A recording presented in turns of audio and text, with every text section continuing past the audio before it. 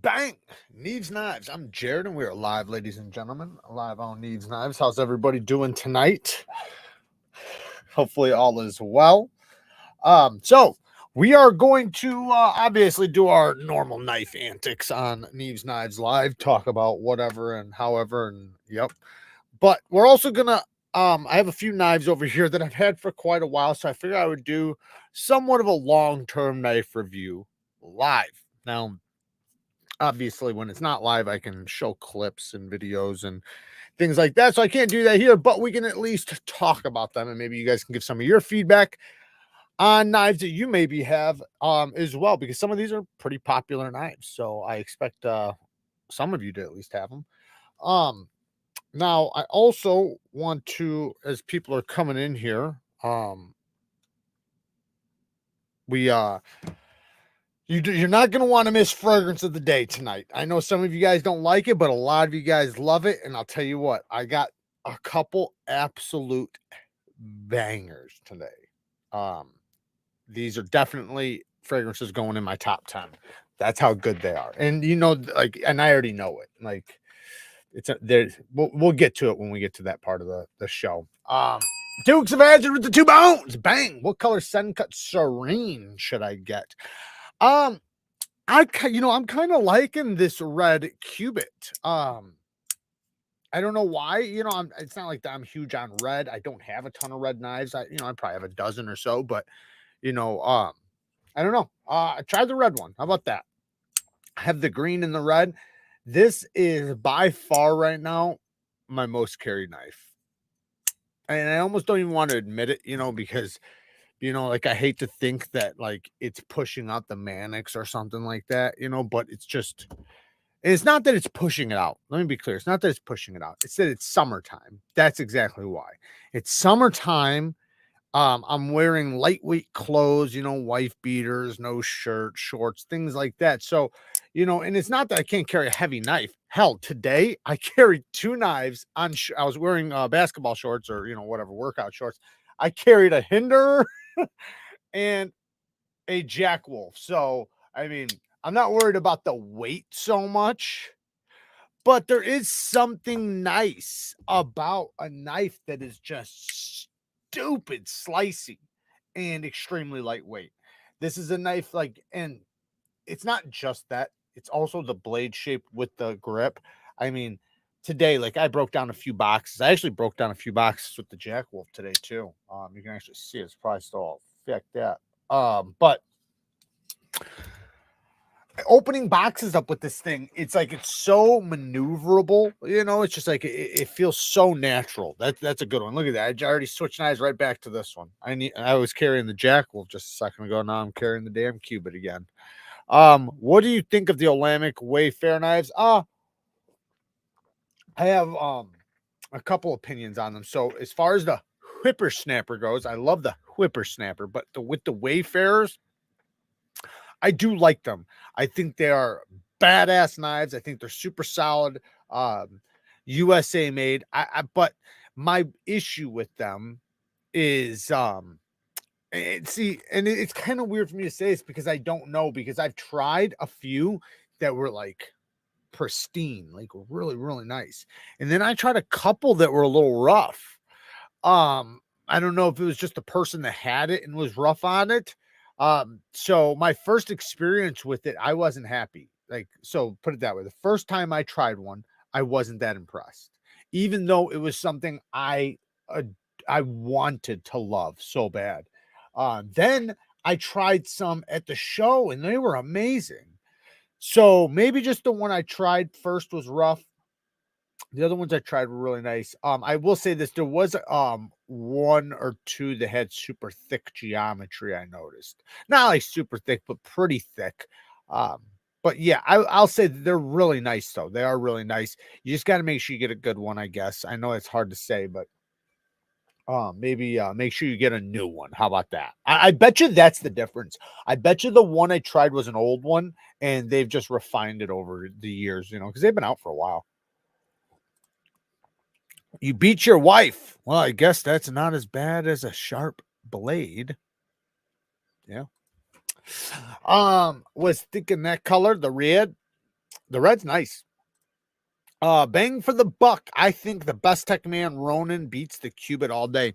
I'm gonna disagree, and the reason why I'm gonna disagree is because the CMB Predator beats the Ronin, first of all. So the Ronin's already outbeat, and I don't think you could argue that the CMB could possibly beat this as far because of toughness and stuff, because this is definitely not going to be as tough, but this is definitely beating it on precision. This thing is slicey as all hell. I love it, man. I've been, I have not been gentle on this thing, and this thing is so solid, especially for a button lock. My example is great. I have 2 examples, and both of them are great. We do have some other knives we're going to check out here in 1 second. I'm guessing that was a thing. Let me see if I can find this. Dun, dun, dun, dun. Sorry, I'm pulling up the channel real quick so I can see what the hell that was. Duncan with the 5 crackers. Thank you, man. Oh, purple faces. What the hell are those? Where'd you guys get those? Hey, man. And Dukes of Hazzard. Oh, wait, I already did that one. You just got a free damn bell. Look at you. Duncan, that's what I meant. Duncan, thank you for the 5 crackers, man. I do appreciate it a lot. Thank you, thank you, thank you. I got a tactile knife exclusive in Black Dunes carbon fiber today. I got number 7 out of 50 that were made. Very cool. Hell yeah. Which knife was it though? Are you talking about the Maverick? It must be the Maverick. Yeah, it must be the Maverick. Yeah, I seen some of those fat carbon fiber ones. They look pretty damn sweet. I left a comment on their Instagram and said, you guys should really think about doing some on bearings. I'm just saying, because can you imagine, man? I know a lot of people like knives on washers, but that knife, that particular knife, there's a lot of knives. Like I wouldn't even want the Mannix on bearings. I wouldn't. It's so smooth on washers, but the Maverick, it deserves washers.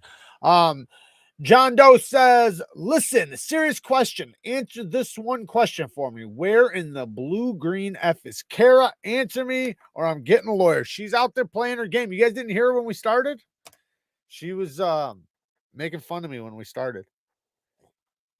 Kara, they want to know you're alive. They said they're going to start calling authorities if they don't. Hold on a second. Hold on. Let me face the camera towards you. Go ahead. Or the microphone. Go ahead. The microphone. Go. I might be a little loud.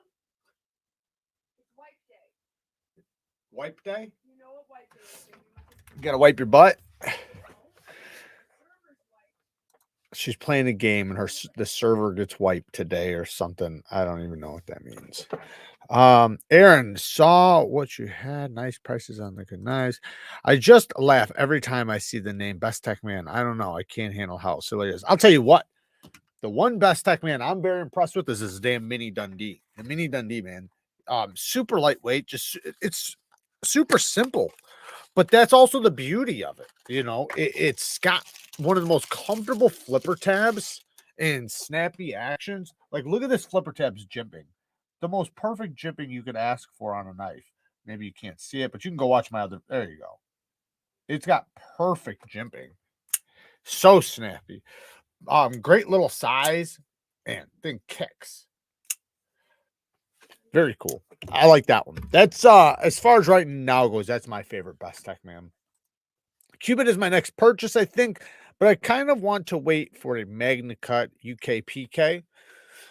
Well, speaking of Magna Cut, which I know this has nothing to do with Magna Cut, so you're gonna be like, where'd you get Magna Cut from? I want to shout out Steve Collard's Customs. I actually have his chef knife he made me here.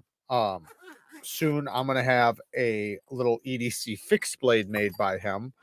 But I do want to say that don't forget he pretty much keeps his books open if you guys are ever wanting to get something done. And lately he's been selling on NAF sale. So I think this week he's already had a couple up there. So you know they sell pretty quick. But if you check out NAF sale here and there, I think he said this week or next week he's going to have one posted up there. So he's working on one right now that's going up there.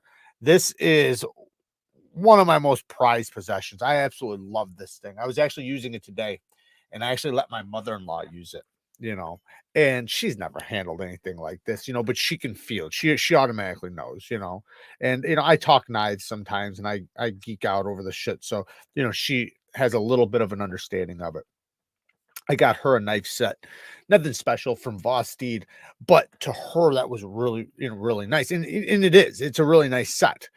But, this is on another level, and she was, chopping, some fruits up, and she got to feel the geometry, and then I kinda went in, probably nerded out a little too much on geometry at that point, trying to explain to her, like, the differences in geometry and how not only your food's gonna come out, because that isn't a factor. Like, like even today, I made a fruit salad today. And obviously you can just cut up fruit, it doesn't really matter, right? You're just gonna eat it. But there's something about, just chopping it up so fast and it being so clean and just, it's almost like it makes less of a mess because it's so precise. But anyways, like I was saying, that he does keep his books open. So if you guys are ever wanting to get something made by him, you can reach out to him and he can set something up and, figure out what steel you want, what handle material. It is a real custom where you get to pick your own stuff. Um, I'm figuring out right now what steel I'm going to use in the fixed blade that I'm going to get from him, probably Crewware. He showed me some M390 that he heat treated to 62.7 HRC. It's pretty damn good. Practically 63, which 63 is like a unicorn for M390. This is the launch one, and yeah, this is a damn good one. Damn good one. We're gonna do the long-term knife reviews here in 1 second. Dukes of Hazzard with another 5 bones. I owe you for the free belt. Thank you. Thank you for paying it forward, Dukes of Hazzard. I appreciate that.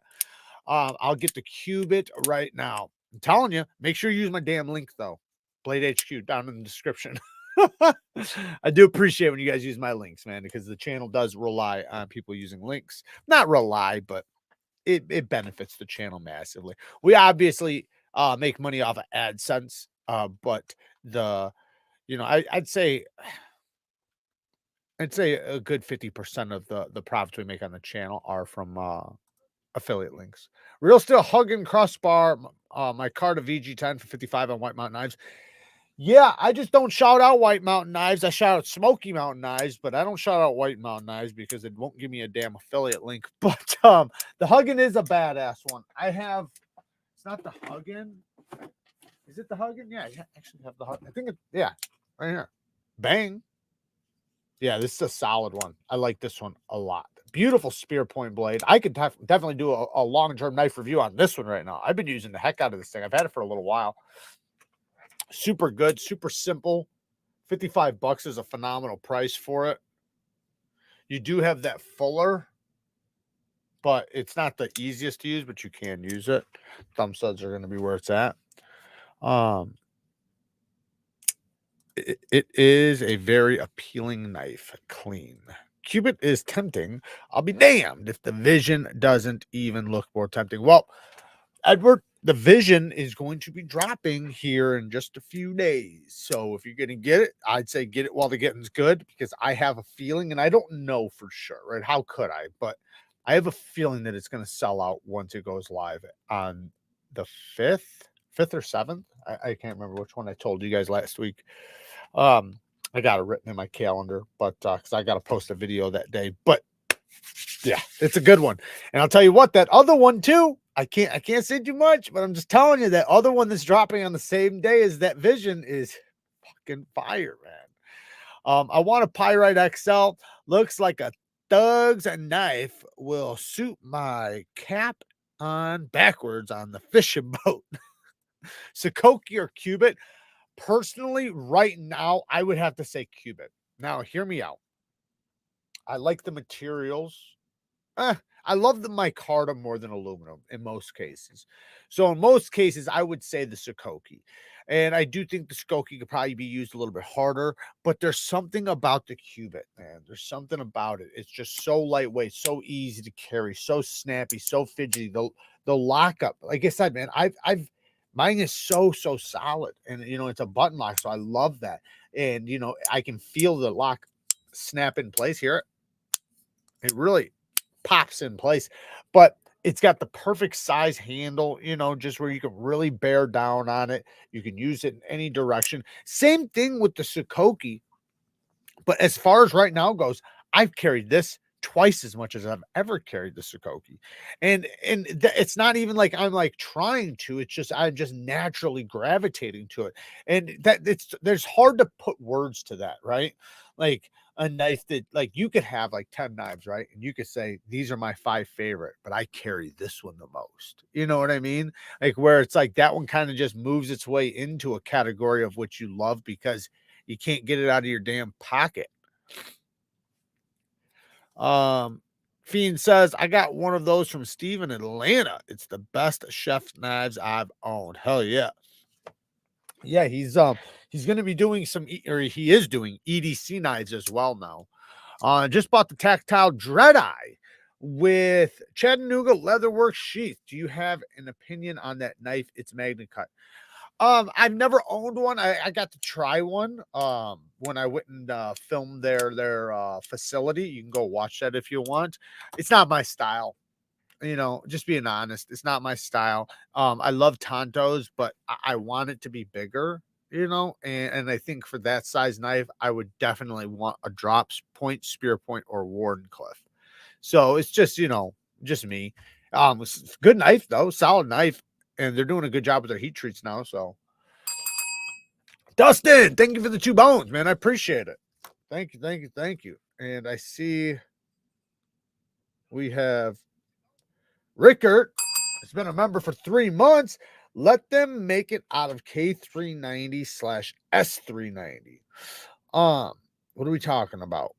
The fixed blade I'm going to get. Well, crew wear. So if we're talking about my custom fixed blade that I'll be getting from Steve KUTLERY, I don't know if that's what we're talking about or not, but if we are, I would choose crew wear because I want something with at least in this case, because I do want, like, I love hard use knives, I love camping knives, I love knives I can beat on, but I think this is going to go more towards a slicey EDC.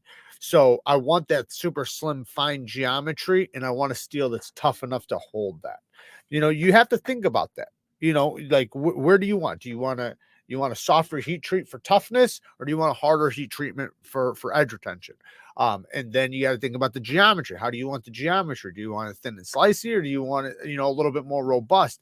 Because you can't be an idiot and get, you know, a knife with a super hard steel with super thin geometry and think you're going to go pry rocks with it. You know, like that's a knife you're going to have to use for primary slicing, as it should be.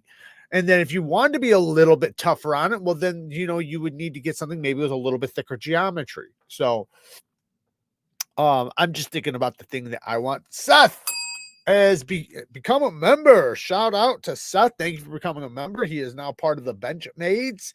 And we do not have a live for the members tomorrow, but we do have one next Sunday, which we will be doing a live giveaway.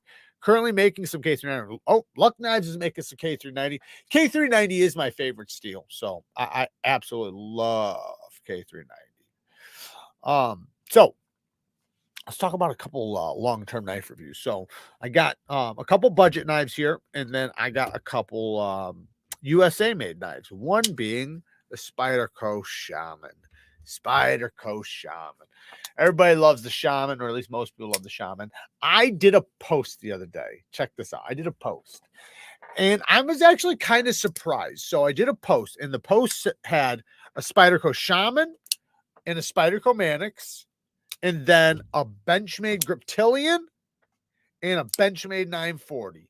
And the question was, if one of them was going to be discontinued and never made again, which one would you rather be discontinued? So out of the 4 knives, which one of those 4 would you prefer to lose rather than the other 3?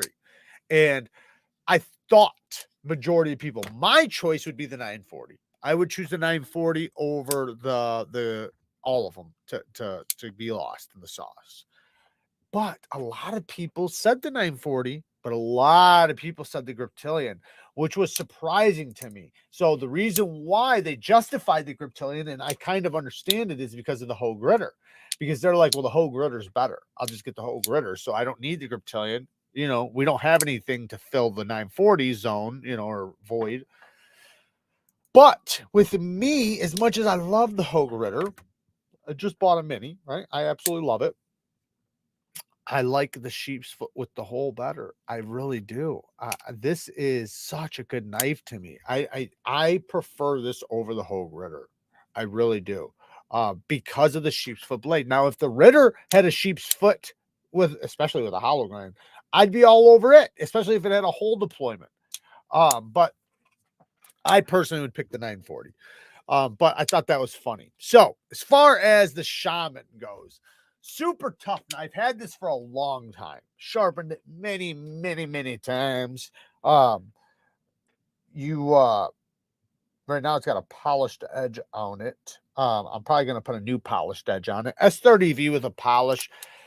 I'm not going to say it's the best with a polish, but it doesn't do bad. It's not like S35VN. Now, there are some cases where S30V can get slick because of its heat treatment, depending on the heat treatment.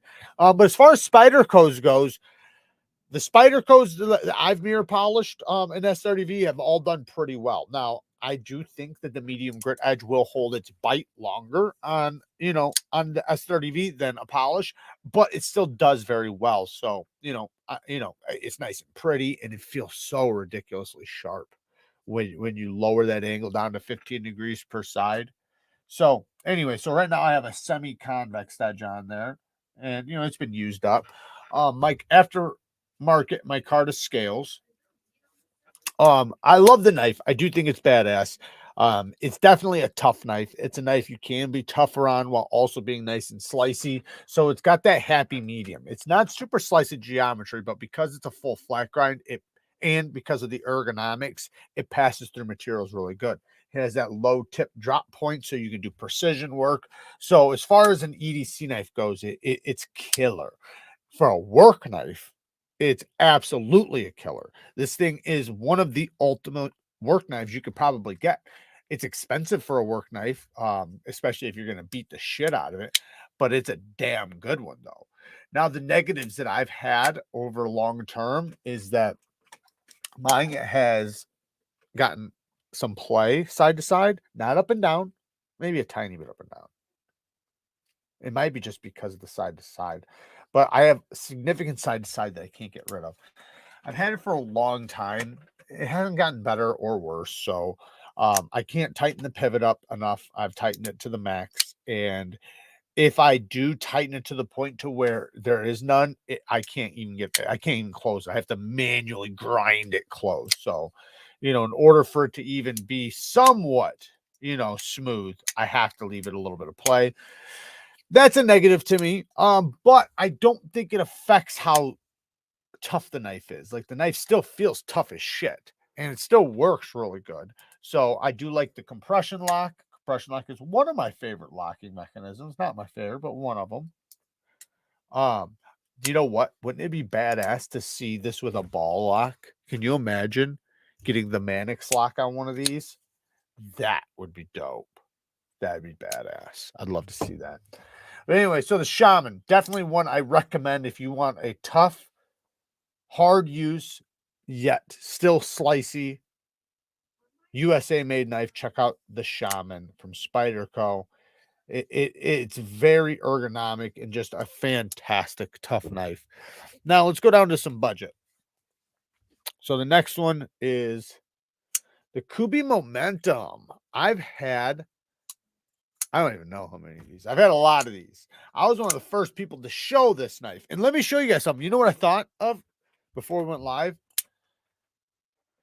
The Kershaw Launch 1.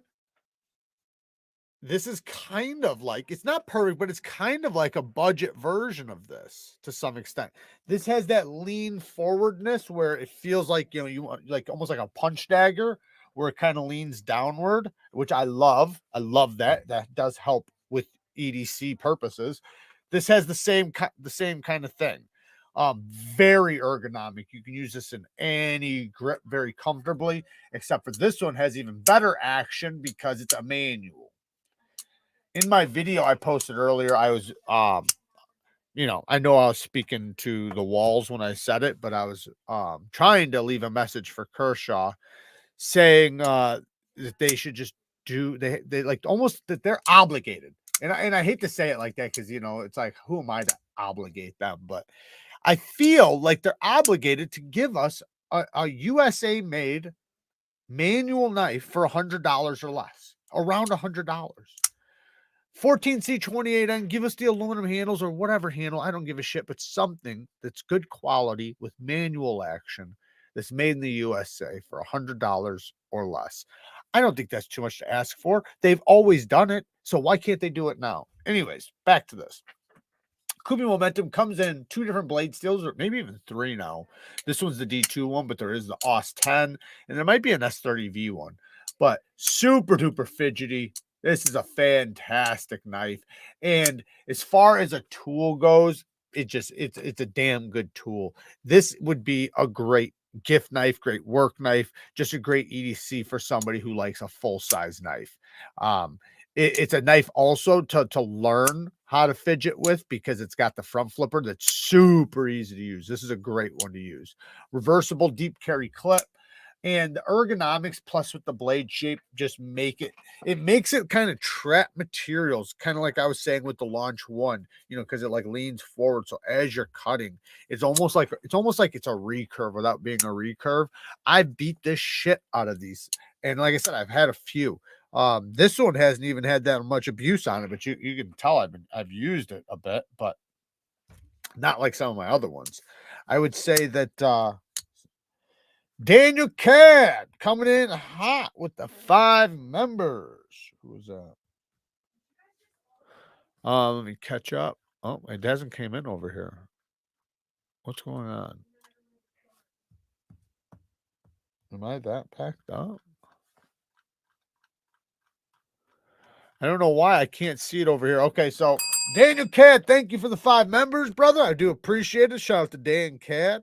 He's been working hard, so we haven't seen him around lately, but I'm sure he's not in hiding or anything. So Andre says if I get another launch, probably the Launch 6. Yeah, I think the Launch 6 is a good one. I think I just did that video. You can go watch that video. I talked about them all. Right now, the Launch 1 is my favorite of the bunch. I do also love my Launch 15. This is a fantastic one. This is a really good one. They do a great job with their autos. I got to give them credit. They really, really do. But damn it if I don't want them to do a manual. Anyways, the D2 on the Kubi, I'm not going to say they do a phenomenal job. Civivi does a better job with their D2. Let's put it that way. Civivi does a better job with their D2, but it's not bad. Like, I've sharpened it up a ton. I've used it a ton. It holds an edge, right? It's not like it just goes dull. It holds a good edge. I would say it's similar. It's close to Civivi's, but Civivi's is a little bit better as far as D2 goes.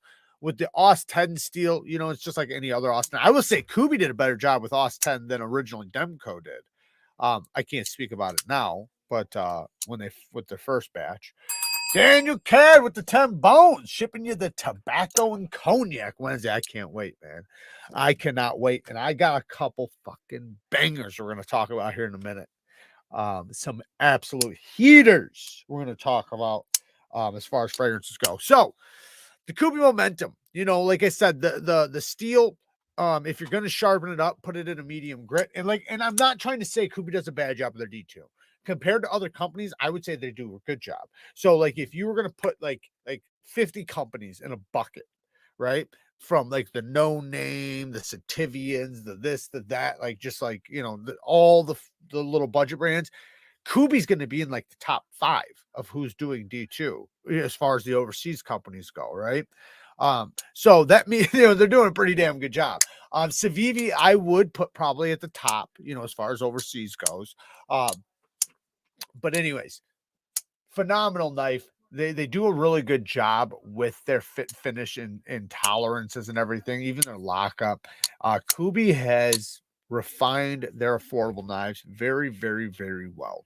Yes, they have a shit ton of designs. They don't need them all for sure, but they have a select few, like the Momentum, that are bangers, that are really, really, really good. And there's a reason why I've had so many of them, you know. And they make great gift knives too, because it's such a super good knife. What the hell happened here? And thank you again, Dan. I do appreciate it, brother. Um, I wasn't shocked to see Ethan grow to D2 at 64 HRC. Wasn't shocked. Was it real D2? Remember this though. I know most of you guys know this, but it should be said. So remember, there's a difference between heat treat and HRC. HRC is just one factor, right? The heat treatment and how well it's done is another. Just because it says a nice hard HRC, and cut tests have proven this, so it's not like just me saying this. We've seen cut steels with harder HRC outcut steels with lower HRC because of how it was heat treated. Now, in a balance of probabilities, right? If you have both good heat treated steels and one's harder, of course, it's going to cut more with the same steel, same geometry, yada yada. But as far as Ethan grows D2, I personally would think it was probably burnt. That's probably why it is 64. Like, it's probably something wrong with it. It was probably burnt. If it was jabbed in a few spots, it'd probably be 64 here, 62 over here. Like, we've seen a lot of that. I'm not, trying to drag them or anything. Maybe it wasn't really good. I don't know, but I wouldn't bet money on it. It's just like I always say, D2 is a steel that is only is only going to be at its best when done custom. As far as custom goes, when you can do it in low batches, small batches, like Medford and stuff, they do a fucking phenomenal job with it, but they're doing so many blades at a time. When you're talking about overseas $50 knives, they're doing hundreds at a time. So it makes it to where they're not going to be as consistent. And it's just the way it goes, and that's not a steel that is easily done consistent unless if it's in small batches. In small batches, supposedly D2 is a phenomenal steel to heat treat. Supposedly it's easy to heat treat and it's easy to get right, but that's if it is done in small batches. Been lucky with Kubi's D2 so far. Haven't had bad. I know, Todd, you're right. Me neither. I haven't had a bad one yet either, and I've had a lot. I have a lot right now. Like I said, I don't think they're as good as Civivis as far as how long they hold their edge retention, but it's still comparable. Most people wouldn't even notice. It's just I do so many cut tests and shit behind the scenes that I've noticed that it's slightly better. I'm not saying every single one is going to be slightly better, but some of the ones I've tested now, that could change. And also, a lot of things play parts. Geometry, all of those things play a part. And what you're cutting, what you're testing it on, all those things are factors. What is Vero steel of choice? M390. Yep. As far as right now goes, it's M390. It's because companies are able to get M390 for an affordable price right now and sell it to the market because it is a premium steel. And it's another steel. If it's heat treated well, it's one of the best steels if it's heat treated well. Does Civivi do D2 anymore? I thought it was exclusive to Suncut. Now, they're mostly. When I say Civivi, I mean Suncut. It's the same thing. But yeah, they have some knives. There's a few knives, I think, and then there's some still out there that you can buy even if they're discontinued. They recently did one in K110, which is basically D2. So they're still using it a little bit, but Suncut, same thing. Have you ever tried? Yeah, I got a test on it on Terravantium. Yeah, I got a cut test on it. You can go watch it. I did an edge retention test on it. I filmed it. You can go watch it. But it's difficult to test that stuff because I don't think you can test it under the same guidelines as I would test this. And the reason why is because the how it performs is completely different. So if I'm gonna test the Kubi Nova, right? If I'm gonna test this, I'm going to sharpen it and then make sure that knife can cut cleanly through paper. And then I'm going to cut whatever I want to cut, you know, over and over and over and over. Right. And I'm going to test it on paper to make sure that it's still cutting. And then when it starts hanging up in the paper, that's when I would call the test. I would count the feet, count the numbers, whatever. With that stuff, as you use it, actually, when you sharpen it, right? It cutting cleanly through paper isn't the beauty of that steel. What you want is you kind of want that stuff. Yes, it's going to cut cleanly through paper at first, but what happens is as you use it, it gets toothier and toothier and toothier, and it makes it to where yes, it's going to hang up in steel, but it's going to cut rope and things like that much better. So you almost have to test it until it loses its bite rather than until it hangs up in paper. That would be a better test for that stuff. So from my experience, you can go watch my cut test to see exactly. I did still do a test on how much, you know, it cut as far as what it's comparable to as far as cutting paper. But like I said, it's not, that's not an honest way to do that test because, you know, it should be based on how long it will stay toothy for. I will be getting the Vero fixed blade for sure. Yeah, that's a good one. I got to check that out at Blade Show. Is there a benefit to K110 over D2? Nope, they're basically the same. They're just the same. It's just different countries. Such a shame they didn't do it. I know, Kyle. I know. It upsets me. It's not that big of a deal, but yeah, they should have. It's definitely something that I'm going to bitch about, but it's not that big of a deal. You know, K110 is D2. And like I said, they do a good job with their D2. And to be honest, in most cases, Civivi's D2 will pretty much outcut their 14C in a lot of cases. Not all, but a lot. Now, in most cases, I find that like Civivi's 14C will outcut every other company's D2. So, but it just depends. TS Prof or Precision Adjust Pro? Well, TS Prof, but it's more money. I would hold off, Gert. Hold off. I have a new TS Prof, and I'm testing it right now. So it might be exactly what you're looking for. I don't know, but it might be a happy medium sweet spot.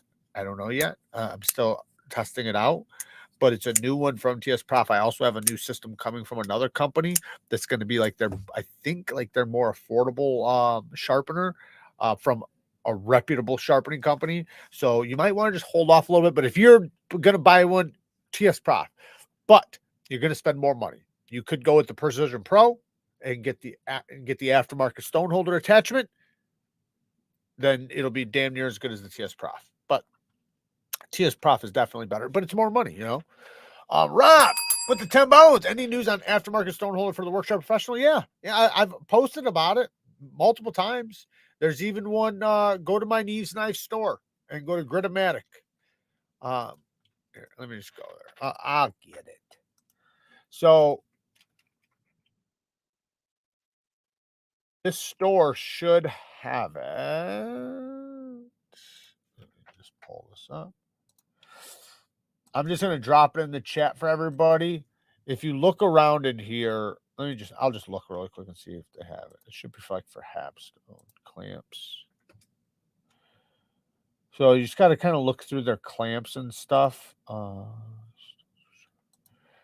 You might have to go to their actual store. 6-inch stone holder for Wicked Edge. Nope, wrong one. They do have it though, because they have the other one. I'm gonna drop this in the chat really quick if you guys want to check it out. But they definitely have one at their regular store. Let me just look it up.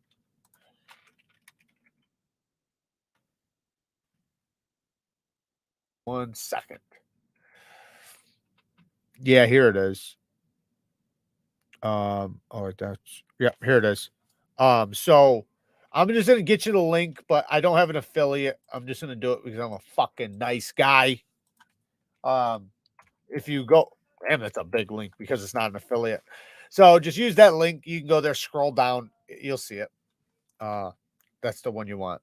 Thank you for the 10 bones, Rob. Dan Cat, another 10 bones. He's fucking coming in hot with the bones. Would enjoy nothing more than to stay with everyone, but I gotta run. 7 more days of grinding, 18-hour shifts. Stay sharp, be safe. God bless. God bless you, man. Thank you for all the donations, and get some rest, man. I know you got to work hard, and definitely work hard. Definitely work hard. Push yourself, but make sure you're getting some rest too, man. We'd hate to hear you got injured or something. Oh, we got some new members. Where's it at? Dan Cat gave it. Dan, you are the man. I don't know if you're still in here or not, but thank you, Dan. 5 more memberships. Thank you so much, man. That's awesome.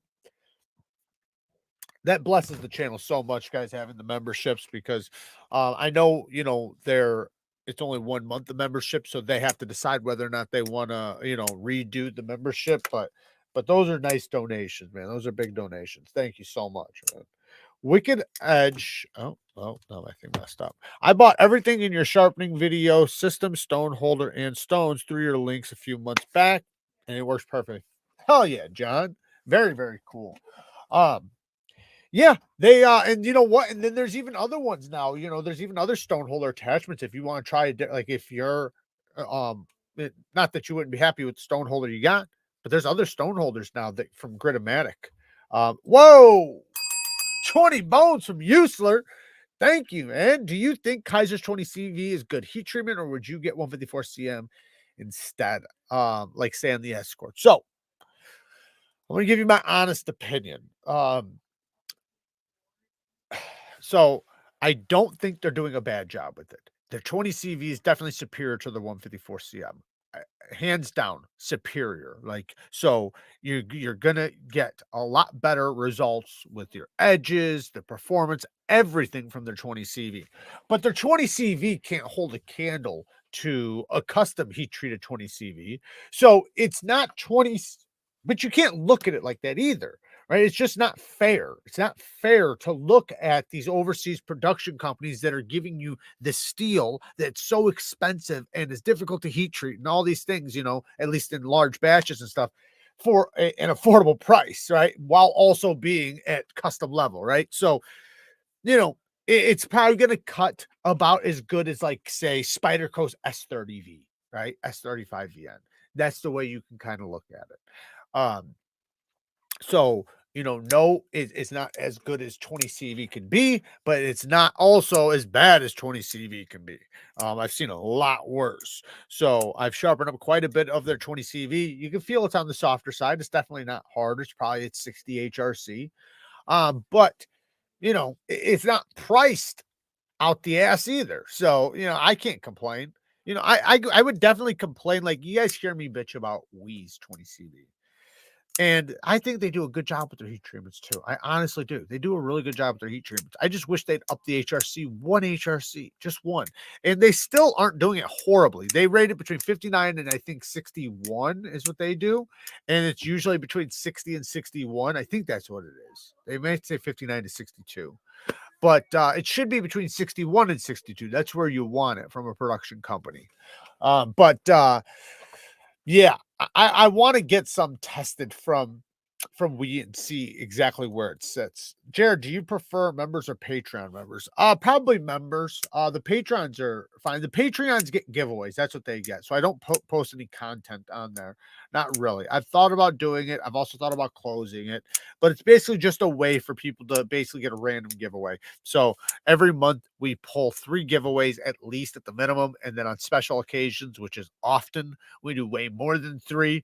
Like, I'll be honest, like, for like the past, I don't even know, like the last time we did 3, I think. No, we did 4, I think. And then like every other time before that, like we've done 10, we've done 9, we've done so many giveaways on there. But that's what we do. We do giveaways on there. Like right now we have a couple of the Rob ones, aka also used to be known as the Mayhem. We're giving away a couple of those and then something else. But that's basically just for people to randomly get giveaways. So if you want to like have a chance to win something, it just costs you a couple bucks. And it's a way for us to give back to the community. And a lot of the stuff we give, man, we never make money on Patreon. We always wind up giving away more than we make. As far as members goes, that's more for sharpening content. So you get to do live sharpenings with me. We do giveaways there too, but we mostly do live sharpenings. We don't do monthly giveaways like on Patreon, but we still do giveaways. Like I said, the next one we're going to do giveaway on there. But it's a place for where I can post extra content and mostly for sharpening and stuff like that. Did Todd just say more? No, that's a different one. Okay. Whoa. Let me catch up. All right. Damn, Dan gave another 10 members. Holy shit. Dan Curran, he's still in here. He's not. Get some rest, bud. Get some rest. Thank you, man. Thank you. Another 10 members, man. I think that's 20 members he's given away so far. Holy shit. That's awesome, man. Thank you so much. It's a lot of money, man. That's a lot of money, and I definitely appreciate it. The donations we get from you guys it's very important for the channel. It really is. At the end of the month, it's definitely a nice chunk, and without it, it's we definitely lose. So I appreciate it so much. And he gave another fucking 5. Dan, go to bed, man. Go to bed. Go to bed. Thank you, man. Holy shit. Don't kick him out. Don't kick him out, guys. Don't kick him out. He's trying. He's pushing you guys. He's trying to get kicked out. That's why Dan has 18-hour shifts. Exactly. Wow. I guess it's bourbon time. He had said, chat, you have to turn on gifts allowed to get the memberships for your information. Chat, you have to turn on gifts allowed to get the membership for your information. Yeah, I also link the membership. If you ever want to try out the membership, it's in the top of the description always. And you can just go right to the top of the description and it is there. Oh, John, you got the orange aluminum one from Gritomatic? Yeah, there you go. That's all you need. That's fantastic, because I thought you got the FRN, or not FRN, the plastic one, because I did link some plastic ones too, because somebody on Etsy sells some that I know that makes all kinds of stuff for those systems. So, but yeah, the aluminum one's probably even better. No, I don't know what better, because I'll tell you what, the first one I had was not as good as the first one I got off of Etsy, but that was a long time ago, and that was from the Precision, not the Professional.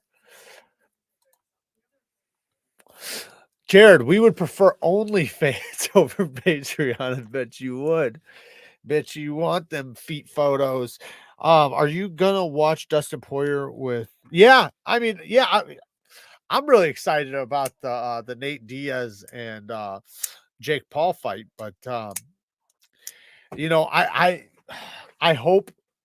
wish that they were just doing an MMA match, because MMA, Nate would just smoke his ass, or Nick would just smoke his ass. Is it Nate or Nick? He'd beat him all over the damn octagon. But with boxing, I think he's probably got a chance. Paul's probably got a chance. He's been doing boxing and consistently. He's fought some heavy hitters. I think he could possibly win that one. If he doesn't win it by like the 3rd or 4th round, I think, Diaz will probably take it, but it's a tough one, man. That's a tough one. Like, I feel like I could call some other ones a lot easier, because, Diaz has such a hard head. He takes such a beating, man. It's almost like, if you watch his past, but he's getting older now. I'm not saying he's getting old, but you got to think, he's been hit a lot.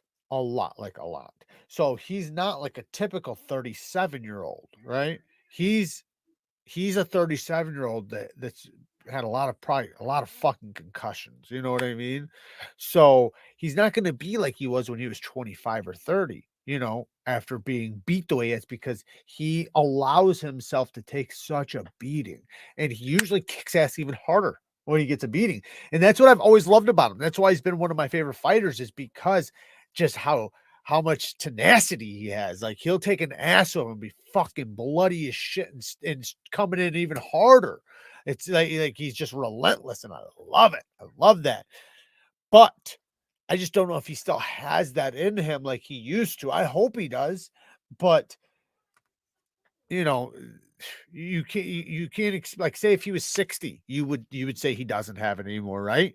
Right? At what point? There's a point of which he's going to start going downhill a little bit from all the blows to the head, from getting hit so much. You know, he does seem like he might be slightly punch drunk. And I hate to say that because I love the guy so much, but he almost, and I know he's always sounded like that, so I'm not trying to say he is punch drunk. I'm not trying to say that. But you guys remember what happened to damn Iceman? You guys remember what happened to Chuck Liddell with with Tito? Chuck Liddell had already beat Tito multiple times in his prime, and then they come back and fight when Chuck's punch drunk, and then Tito smokes him. Like, it didn't even look good. I didn't even like it. I did not enjoy that fight, not even a little bit. Like, that was disgusting to me. Because, anyways, thoughts on the Sharp by Designs Mini Tempest? Love it. I love all the Sharp by Designs. I love them all. I think they're all great. I don't like that the full size Evo is a DLT exclusive with holes in it, but I wish they'd make just the same ones they have as the mini in the regular size. I would love that.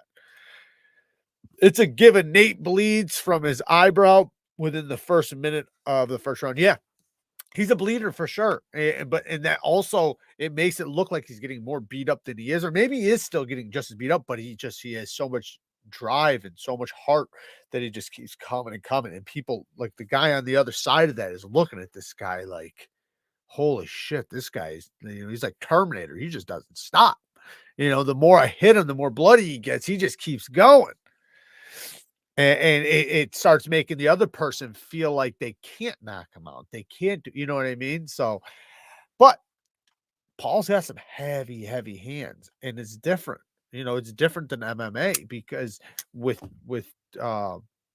Diaz, if somebody starts lighting him up, he can go for a grapple. He can go for a takedown. He can do things like that. With this, he can't. When he's getting lit up, the most he can do is dodge, duck, or cover up. But anyways, I want Diaz to win. Trust me, I want Diaz to win. But I got to give it to Jake, man. He's been, he went a lot farther and did a lot more than I ever would have gave him credit for. He's surpassed anything I could ever, say that I thought he could do. So he's kicking ass. He's a tough son of a bitch. Who's the guy who said my balls was hot? That was my favorite UFC experience of all time. My balls was hot. I don't remember that one. Jared is a smart guy. Thank you, D. I appreciate it. Griffin versus best bro of both guys getting beat up. There's been some nasty brawls. I could think of some. Those are my favorite ones. The ones where it's just an absolute fucking war. I love it. And you can just say they're two absolute warriors, and it's not an easy fight for either one of them. And I love to see that, where neither one was handed the fight. They just, man, that shit gives me goosebumps. Chris, thank you, man. Cue ball with the 5 bones. Finally have the computer set up. How's everyone doing this fine Saturday evening? Shout out to Chris. Go and check out his YouTube channel. That's awesome, man. Good for you on the computer setup. It definitely makes a big difference in your content when you have a computer. I know I am very blessed to have one now. I didn't start off that way, though. I did everything on a phone forever. Everything on the phone. Seth Fletcher with the 10 bones. I'm out. You got to hit the hay. Thanks for the list of solid budget knives. I'm new to collecting. Take care of. Thank you, Seth. I appreciate you stopping in. And, dude, I have a lot of other videos for you as far as affordable knives go. Watch a few of them because the lists are different. So you're going to see some knives that reoccur. But yeah, definitely check out some more of those because there's a lot of them. There's more badass budget knives than there is anything. So I need, what did it say? 2 pounds overweight limit. I need to find a stream. Steven Wonderboy just declined fighting a guy 2 pounds over the weight limit. Well, you know why though? Probably. I mean, I don't know about this fight, but I do like Wonderboy a lot. But probably because when you make cut, the guy who takes it seriously, they go through hell to cut weight. They go through hell. So to know the other guy on the other side did not go through the hell that you went through and is not like, they're gonna have, you know, you guys probably already know this. I don't need to tell you, but it's just, you know, they damn near die trying to cut weight. So, you know, going into a fight, you know, after you just went through weeks of fucking hell, it sucks. And to know the other guy didn't have to do that. I'm not sure if that was the situation. I know it was only 2 pounds, but hey, you don't make weight, you don't make weight. To me, it's like, you better make fucking weight. That's the way I look at it. And to me, that's a slap in the face to the fighter you're about to fight. You signed an agreement. You signed an agreement to fight at this weight. You should be that fucking weight. Like there should be no exceptions to that. Because the other guy made the weight. The other guy did it. He showed up.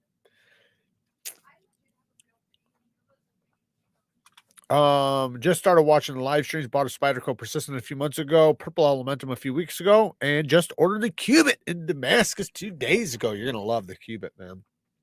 All great knives, by the way. The Spydercos, you know, I personally love the USA Spydercos, like the Mannix, the PM2s. Pair of 3 is good too, military. But I don't think you can go wrong with any one of the Spydercos. My next computer purchase is with YouTube and photography in mind. Very cool. Very, very cool. A lot of work, brother. A lot of work. VOSTEED for budget crossbar title champ. Raccoon and Corsair are both wicked. I agree. They both are badass, but I wouldn't say they're the crossbar champ. I would say Kaiser's the crossbar champ right now. I hate to say it, but I don't. I don't hate to say it. I'm saying it, and I'm saying it loud and proud. They definitely are the crossbar champs right now. How is Kara doing with custom Omicons? I don't know. She'll probably make some more. I haven't been asking her about it. The stats on being overweight and whining is like 70% chance of whining. There you go. If he has a good knife, he could. It's true. You definitely could. Just got launch 4. What's my favorite launch knife? I literally just did a video on it. Did you not see my video, Nick? I just posted it like a couple hours ago. Go watch it. I show all the launch series, every single one of them, every single launch, and then I go through my top 10 all the way to my top favorite one. Go watch it. It's a long video if you want to fast forward to the top 10, because I go through them all first. And then because a lot of it was my first time experiencing them, I just got a big box of them. And then I take my favorite ones and throw out all the rest, and then talk about which ones are my favorite from that. It says Knife Guy. It's from Blade HQ. I actually had a girl. These shirts, and they get you some chicks too. I had a girl at a gas station. She was like, "Knife Guy, what does that mean?" I don't know what you think. It means I'm stabby. All right. What time is it? 8:28. So I do have a couple other knives I want to talk about. So I was going to talk about the 940, but I feel like, maybe we'll talk about the Kubi Nova. I think that was the name of this, right? The Nova. This is a good one. This is a really good one for a full-size flipper. The one thing is you kind of wish it had another deployment option, even though I can't reverse flick it, but it kind of needs a thumb stud. But this flipper tab is so comfortable. This is the same flipper tab that's on the 322. One of the most comfortable flipper tabs you could ever ask for. It's actually exactly like the Koenig Arius. If you ever want to know what a Koenig Arius flipper tab is like, it's just like this. Now, the one thing is that as much as I love this knife, Action's great, phenomenal action. Because the flipper tab is so comfortable, I wish the detent was crispier, because all my other Kubis have super crispy detents. Even this guy, super crispy detent. But this one, it's not as crispy, even though it's good. It's good. It's great. It's grand. It's wonderful. But because the flipper tab's so comfortable, it allows me to really snap that sucker out. So I'm thinking about increasing the lock bar strength on it so that I can have a stronger detent. If you guys don't know what I'm talking about, if you have a detent, whether it's too strong or too light, you can adjust it by taking apart the knife and adjusting the tension to the lock bar. If it's a button lock, you can just compress or stretch the spring, depending on if you want it lighter or stronger. So there's ways to adjust the detent. So I could make this stickier and definitely crisper if I want to. But the blade shape, beautiful drop point blade. Love the swedge, very slicey, nice thin geometry. Cuts like a champ. The handle is very ergonomic. You can choke up. It's not really meant for that, but it does have a beautiful sharpening tool and plunge grind. Very, you have a lot of life to sharpen off there. This one's been sharpened up quite a bit. I lowered back the angle, probably a little bit too far. I think I put too low of an angle on this one. Good access to the lock bar. Yeah, this is a great tool. I've had a couple of these. I've even had the titanium one. I think I gave the titanium one away to one of the Patreons. I might have had a couple titanium ones, but the knife overall, though, like I said, super slicey, very useful. Not the best strap cutter because the flipper tab's in the way, but as far as going forward, utility cuts, things like that, it's amazing. Like I said, the one thing is I do wish the detent was just a little bit crisper, but I can adjust that myself. It is riding on ceramic caged bearings. It's very affordable. This is one of their affordable knives. D2 steel. We already talked about Kubi's D2. And all in all, you know, it's definitely a highly recommended knife as far as if you're looking for a large drop point, because it is not a small knife. Like, look at it next to the Momentum. I mean, it's a pretty big knife. And this is a full-size knife. So it's a big knife, but a slicey big knife. So not a hard use knife. It's a slicey big knife. How much is that Nova? I think like $40. We can look it up real quick. I'll just look it up. I'm pretty sure it's $40. So I can get one right now in titanium for 100. That's a titanium one though. For the G10 one, $40. Yep, $40. You can get it from my Blade HQ link down in the description. Just go to my description. You can see Blade HQ down there. Hit Blade HQ and type in Kubi Nova. Exactly how it sounds. Have you seen the Boker Fragment? Super goofy knife. I have not. You know, I had like, it wasn't a dream, but it was like a daydream earlier. And I was thinking about all the people that bitch about the simple designs, right? You'll see a knife come out like this, and then they'll bitch about, why isn't there anything unique? There's nothing unique. Even though there is a lot of unique. Let's be clear. There's tons of unique. But the people that bitch about that, and then I thought about, like, wouldn't it be cool, just as a joke, to come out with the most craziest absurd knife design. I'm talking about like a knife that has like 5 blades on one. Like, it literally, you open it up and it has a knife coming this way, a blade going this way, a swirly blade here, a hawk bill here, like just an absolute ridiculous thing that nobody could even use. Like, it absolutely can't be used. It's just for fun. Like, it's just a complete joke. Just to rub it in their face, like, you got something different. Right? The things that work good, that's why we make a lot of those, is because those are what works.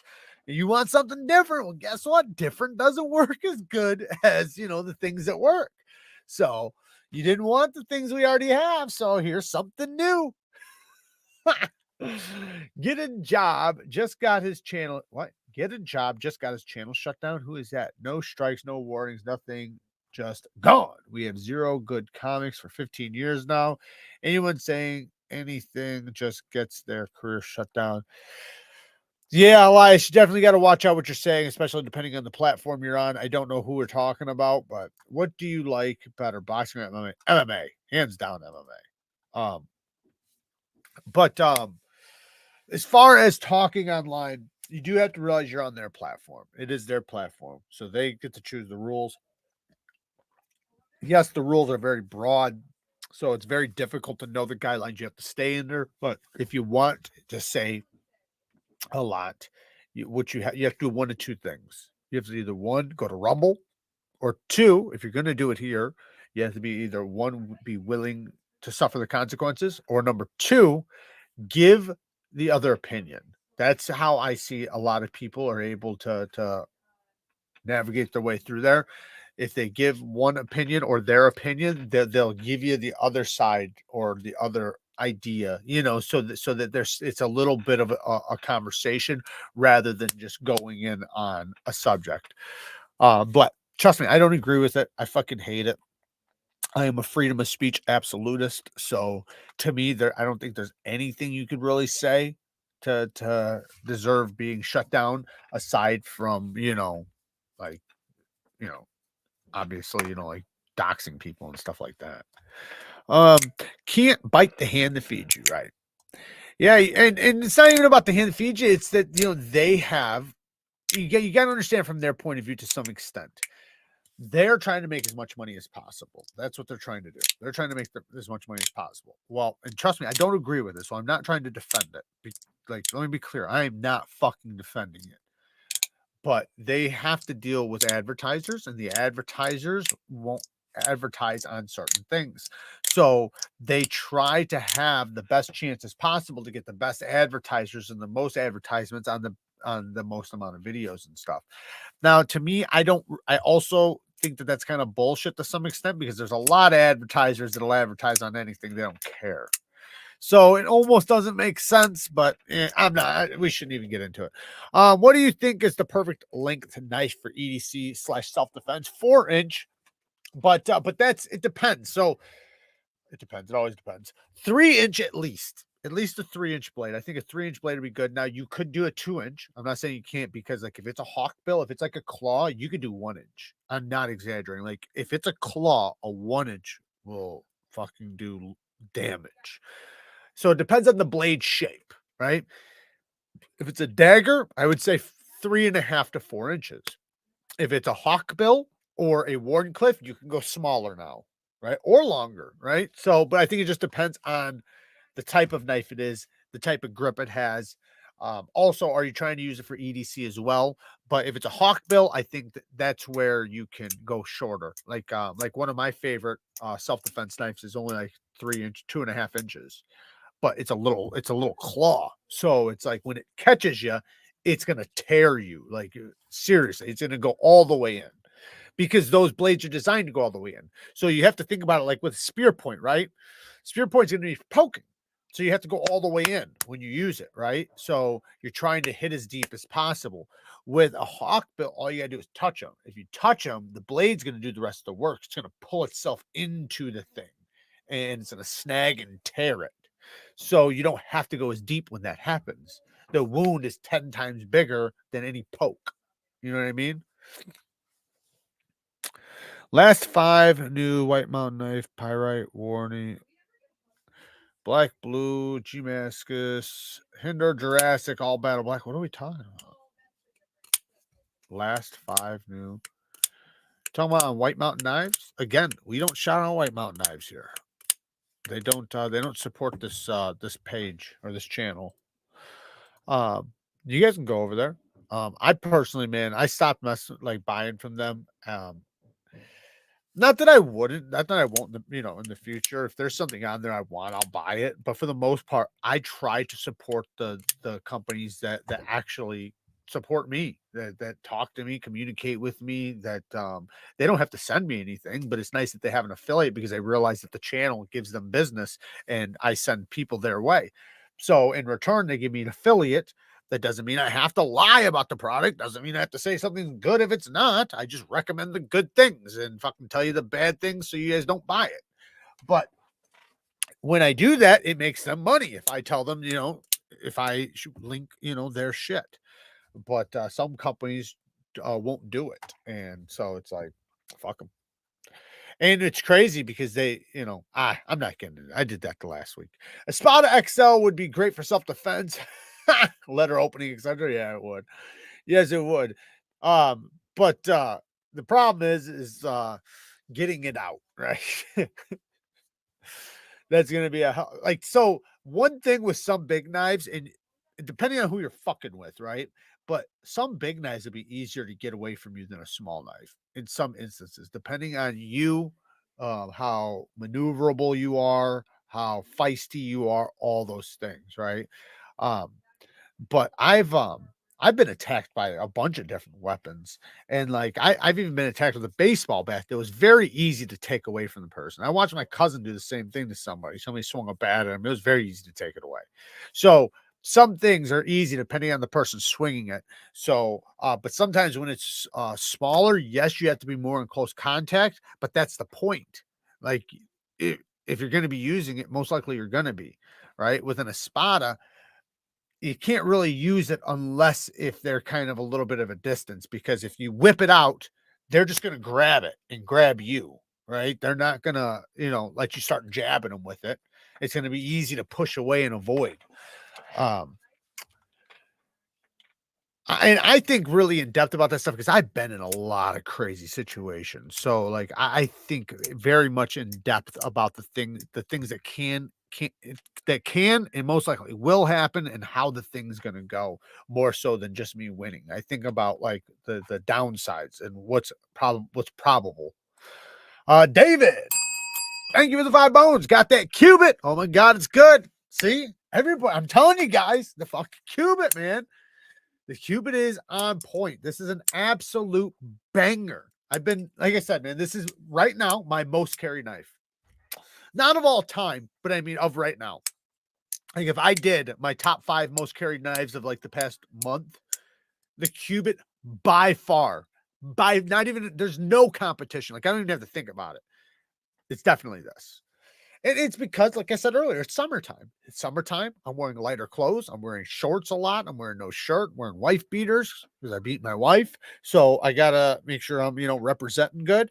And I want a lightweight knife. Not that I don't carry a heavyweight knife. Like I said earlier, I was wearing shorts, carrying a damn Hinder and a Jack Wolf knife. But when I'm working out, when I'm running around, when I'm doing things, the sliciness of the Qubit, knowing how slicey this damn thing is. I mean, I basically feel like I can just do anything I need to do with this knife. Whether sometimes I use my knives for food, which I never did in the past. I never did that. But sometimes, like if I need to cut a lemon or cut up some fruit really quick, I'll take out my pocket knife and just do it really quick and then rinse it off. And I like the thought of it being nice and slicey. And I also know this one has a really good edge because I've already sharpened it multiple times. Like right now, I actually sharpened this one with a Bang Gang member, somebody who's a live member, a live Rockstud member, and me and him did it one-on-one, just like right now we are, but we sharpened together. And that's one of the perks if you are a Rockstud member in the membership. All right, so let's we got story time coming up. So don't miss out on that. That'll be at 9 o'clock. But I do want to talk about these couple fragrances really quick. I told you guys not to miss this because let me read this comment and then we'll get to the fragrances. Just got a PM2 and 15V with Zurich scales from a fellow group member, all for 250 flat. And I'm super stoked. Damn, son. Yeah, that sounds like a pretty damn good deal. 250 flat. Huh. Damn, it almost sounds too good to be true, Rich. Good for you, man. Good for you. I'm happy for you. 15V, phenomenal steel. I freaking love 15V. I'd love to say it's my favorite steel, but K390 is my favorite. If I had more of that, I could tell you if it was or not. How does the Senka string compare to the Qubit? It's bigger. So they're very similar, but the Qubit is smaller. So the Serene is larger, it's longer. And yeah, that's it. It's just bigger. It's very slicey. It's not as slicey as this either. So this is much slicier and more compact, more wieldable. But the Serene is really good as well, and it's very slicey. Like it's for a big knife. It's a very slicey knife. Very good geometry.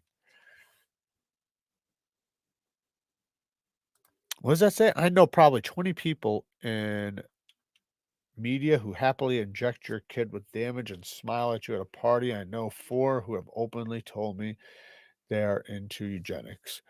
I don't doubt anything in 2023, brother. We know what it is. We know what it is. So it goes without saying, right? So these fragrances, man.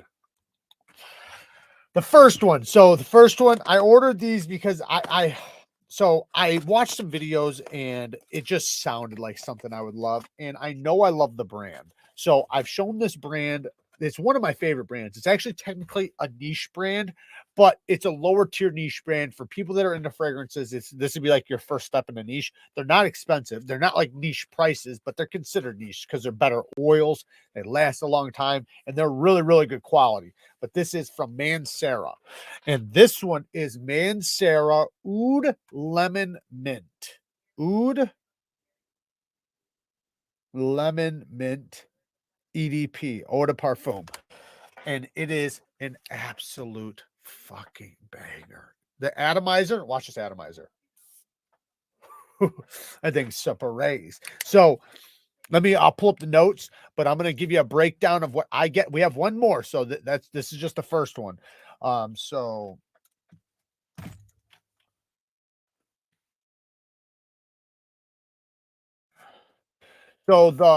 this is the note breakdown right here. And it is very, very fresh, citrusy. You get the oud, but the oud is not a bad oud. The almond mixes in there really well. There is a fruitiness, a sweetness in there.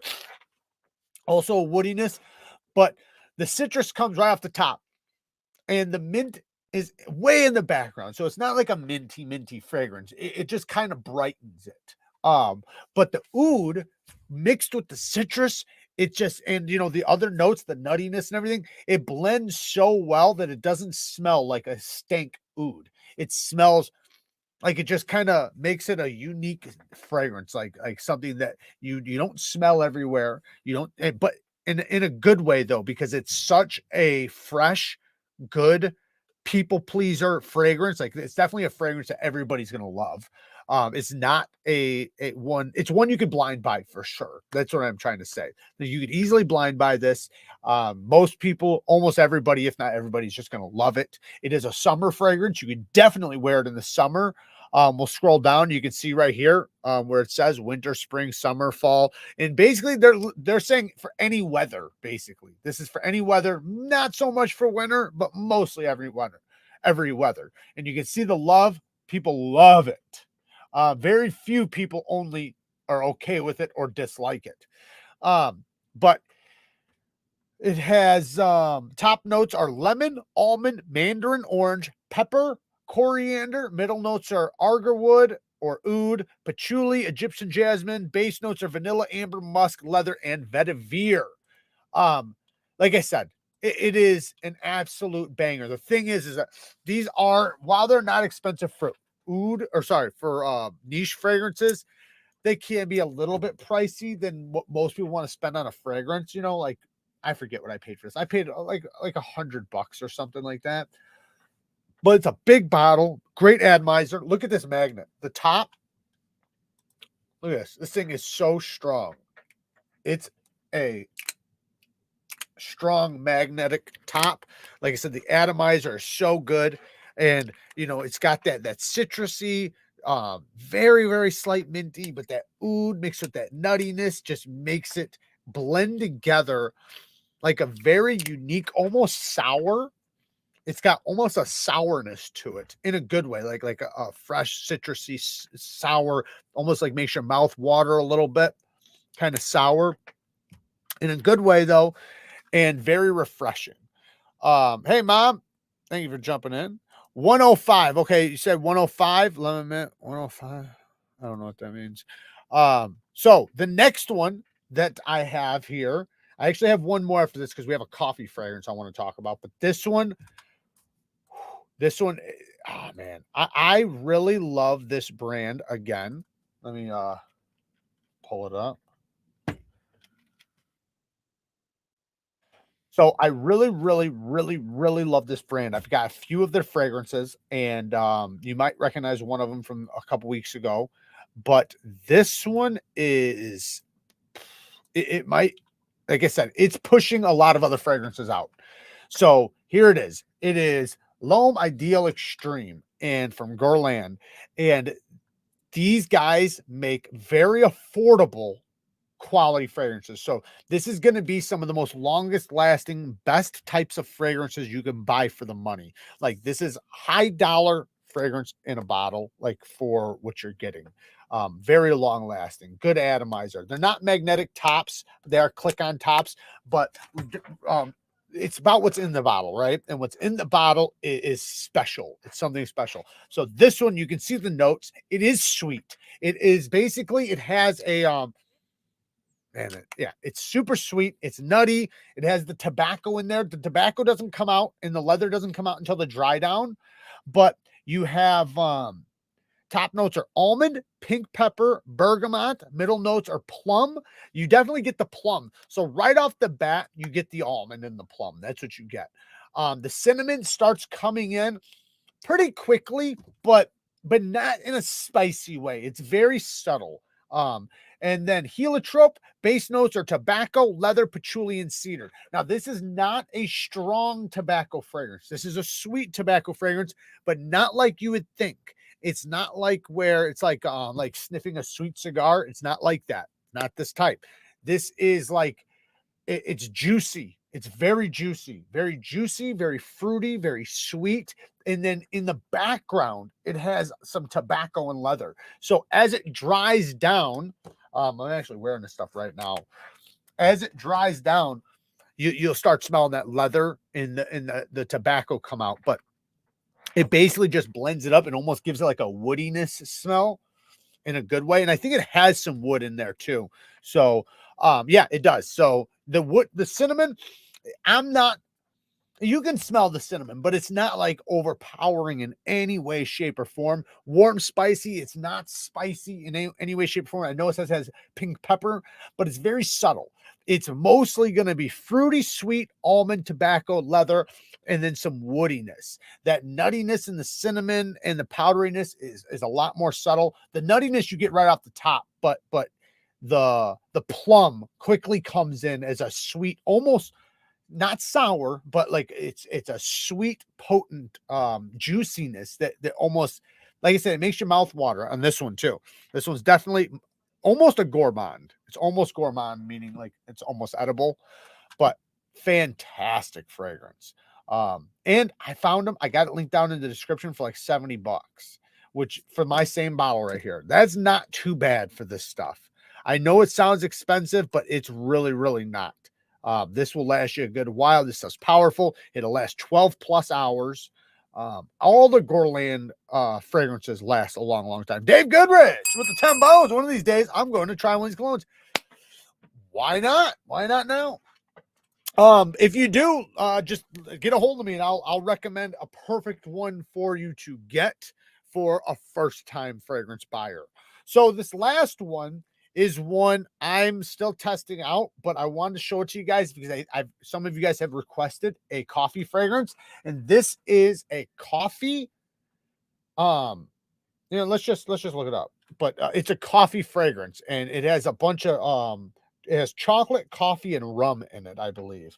Black Phantasma.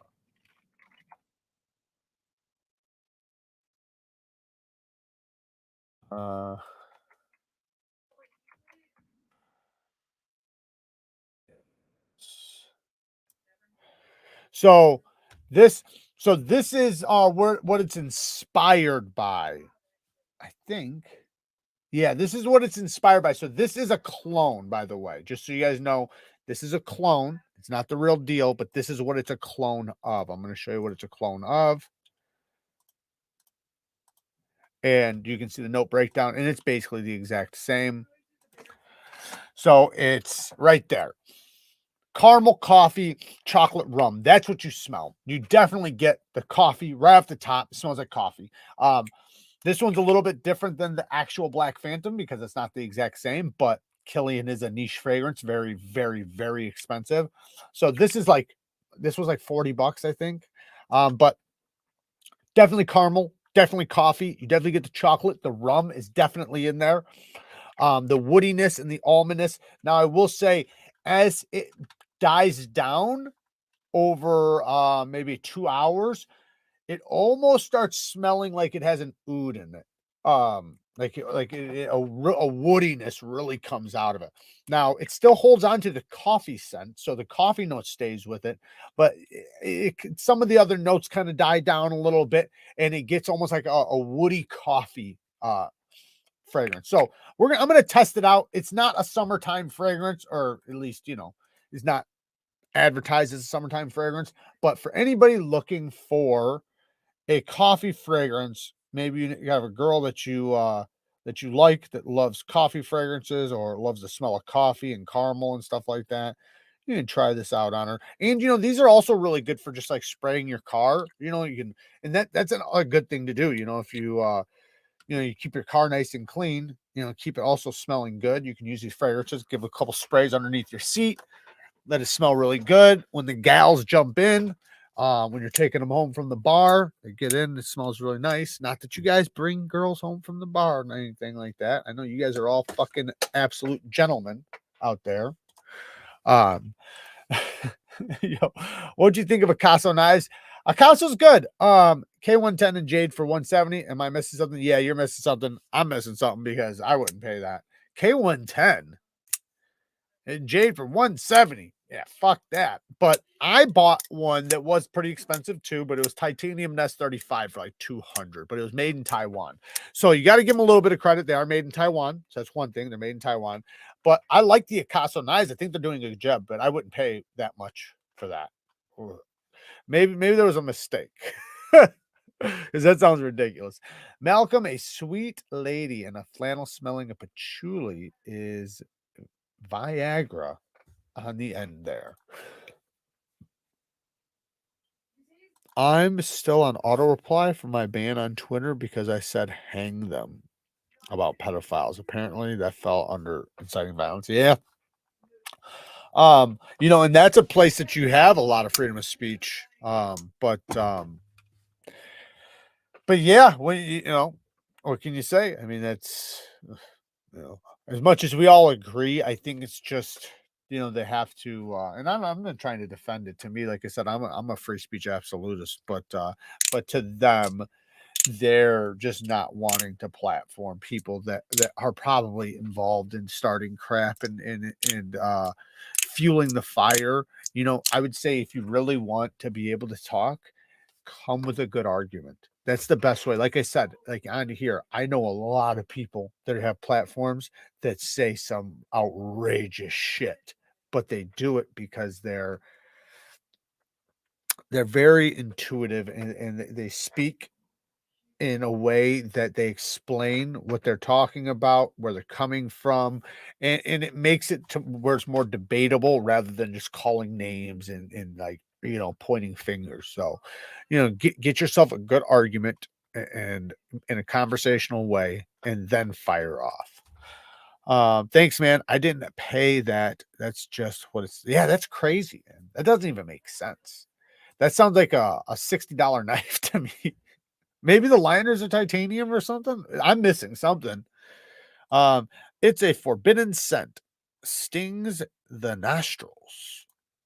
I will pray for all of us. Oh, you got the Fahrenheit?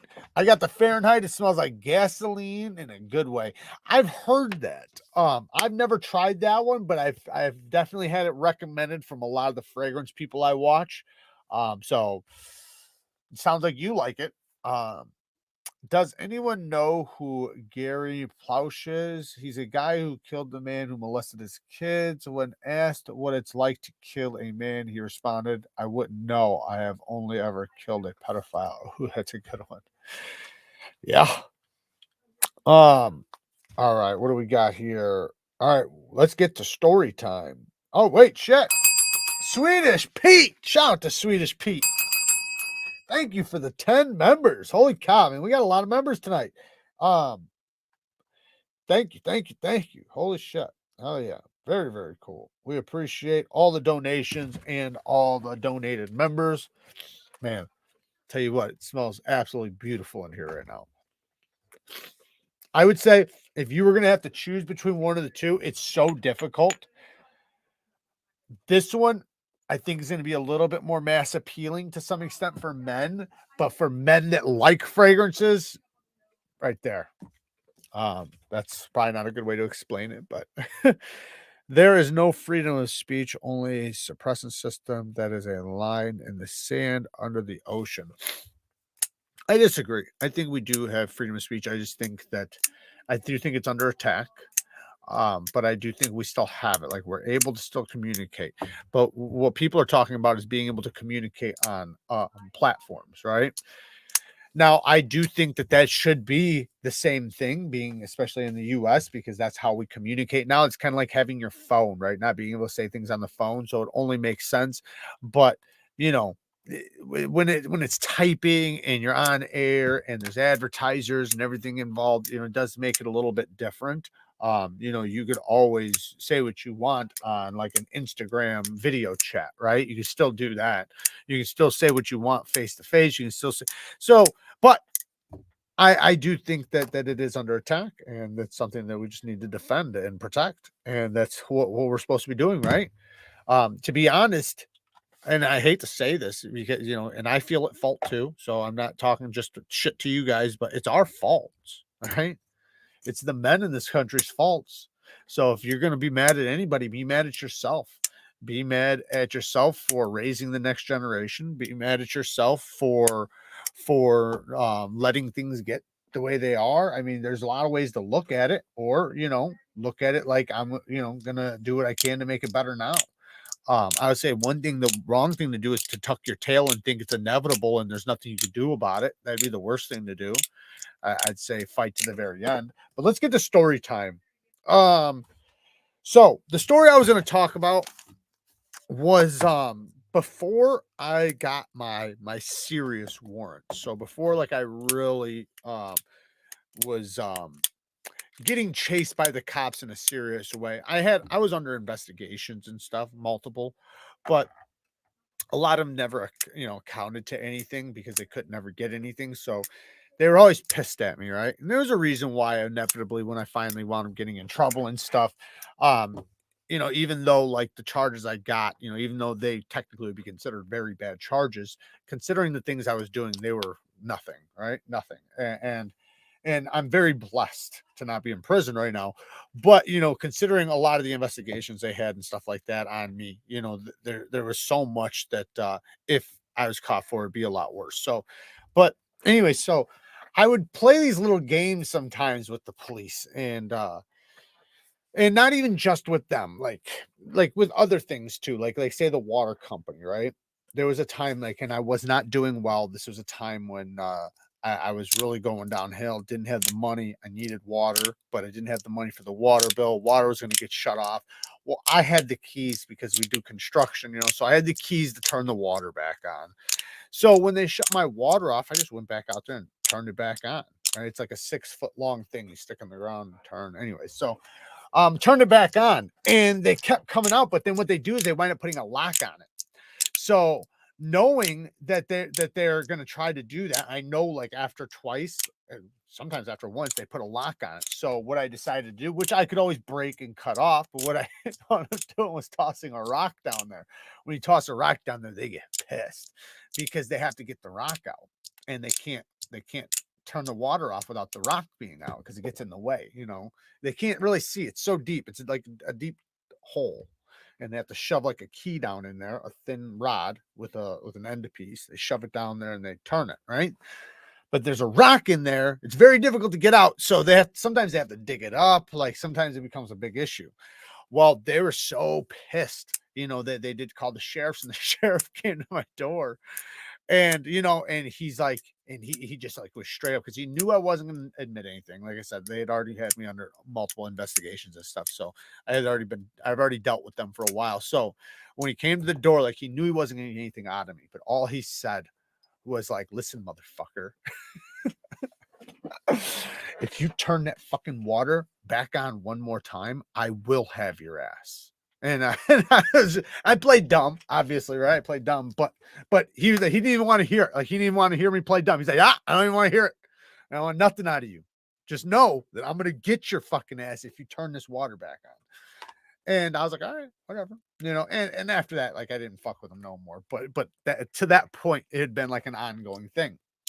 I did the same thing with the power, the electric, like, and I was even turning my power, like, so I hate to say this because I feel like, this is, I don't think you could do it anymore. So let's just say I don't think you could do this anymore, but you used to be able to back in the day, long time ago, not today. You can't do this today, but you used to be able to a long time ago, be able to make your power a lot less by doing certain things to the meter. So you could make it seem like you're using $30 worth of power a month rather than $300.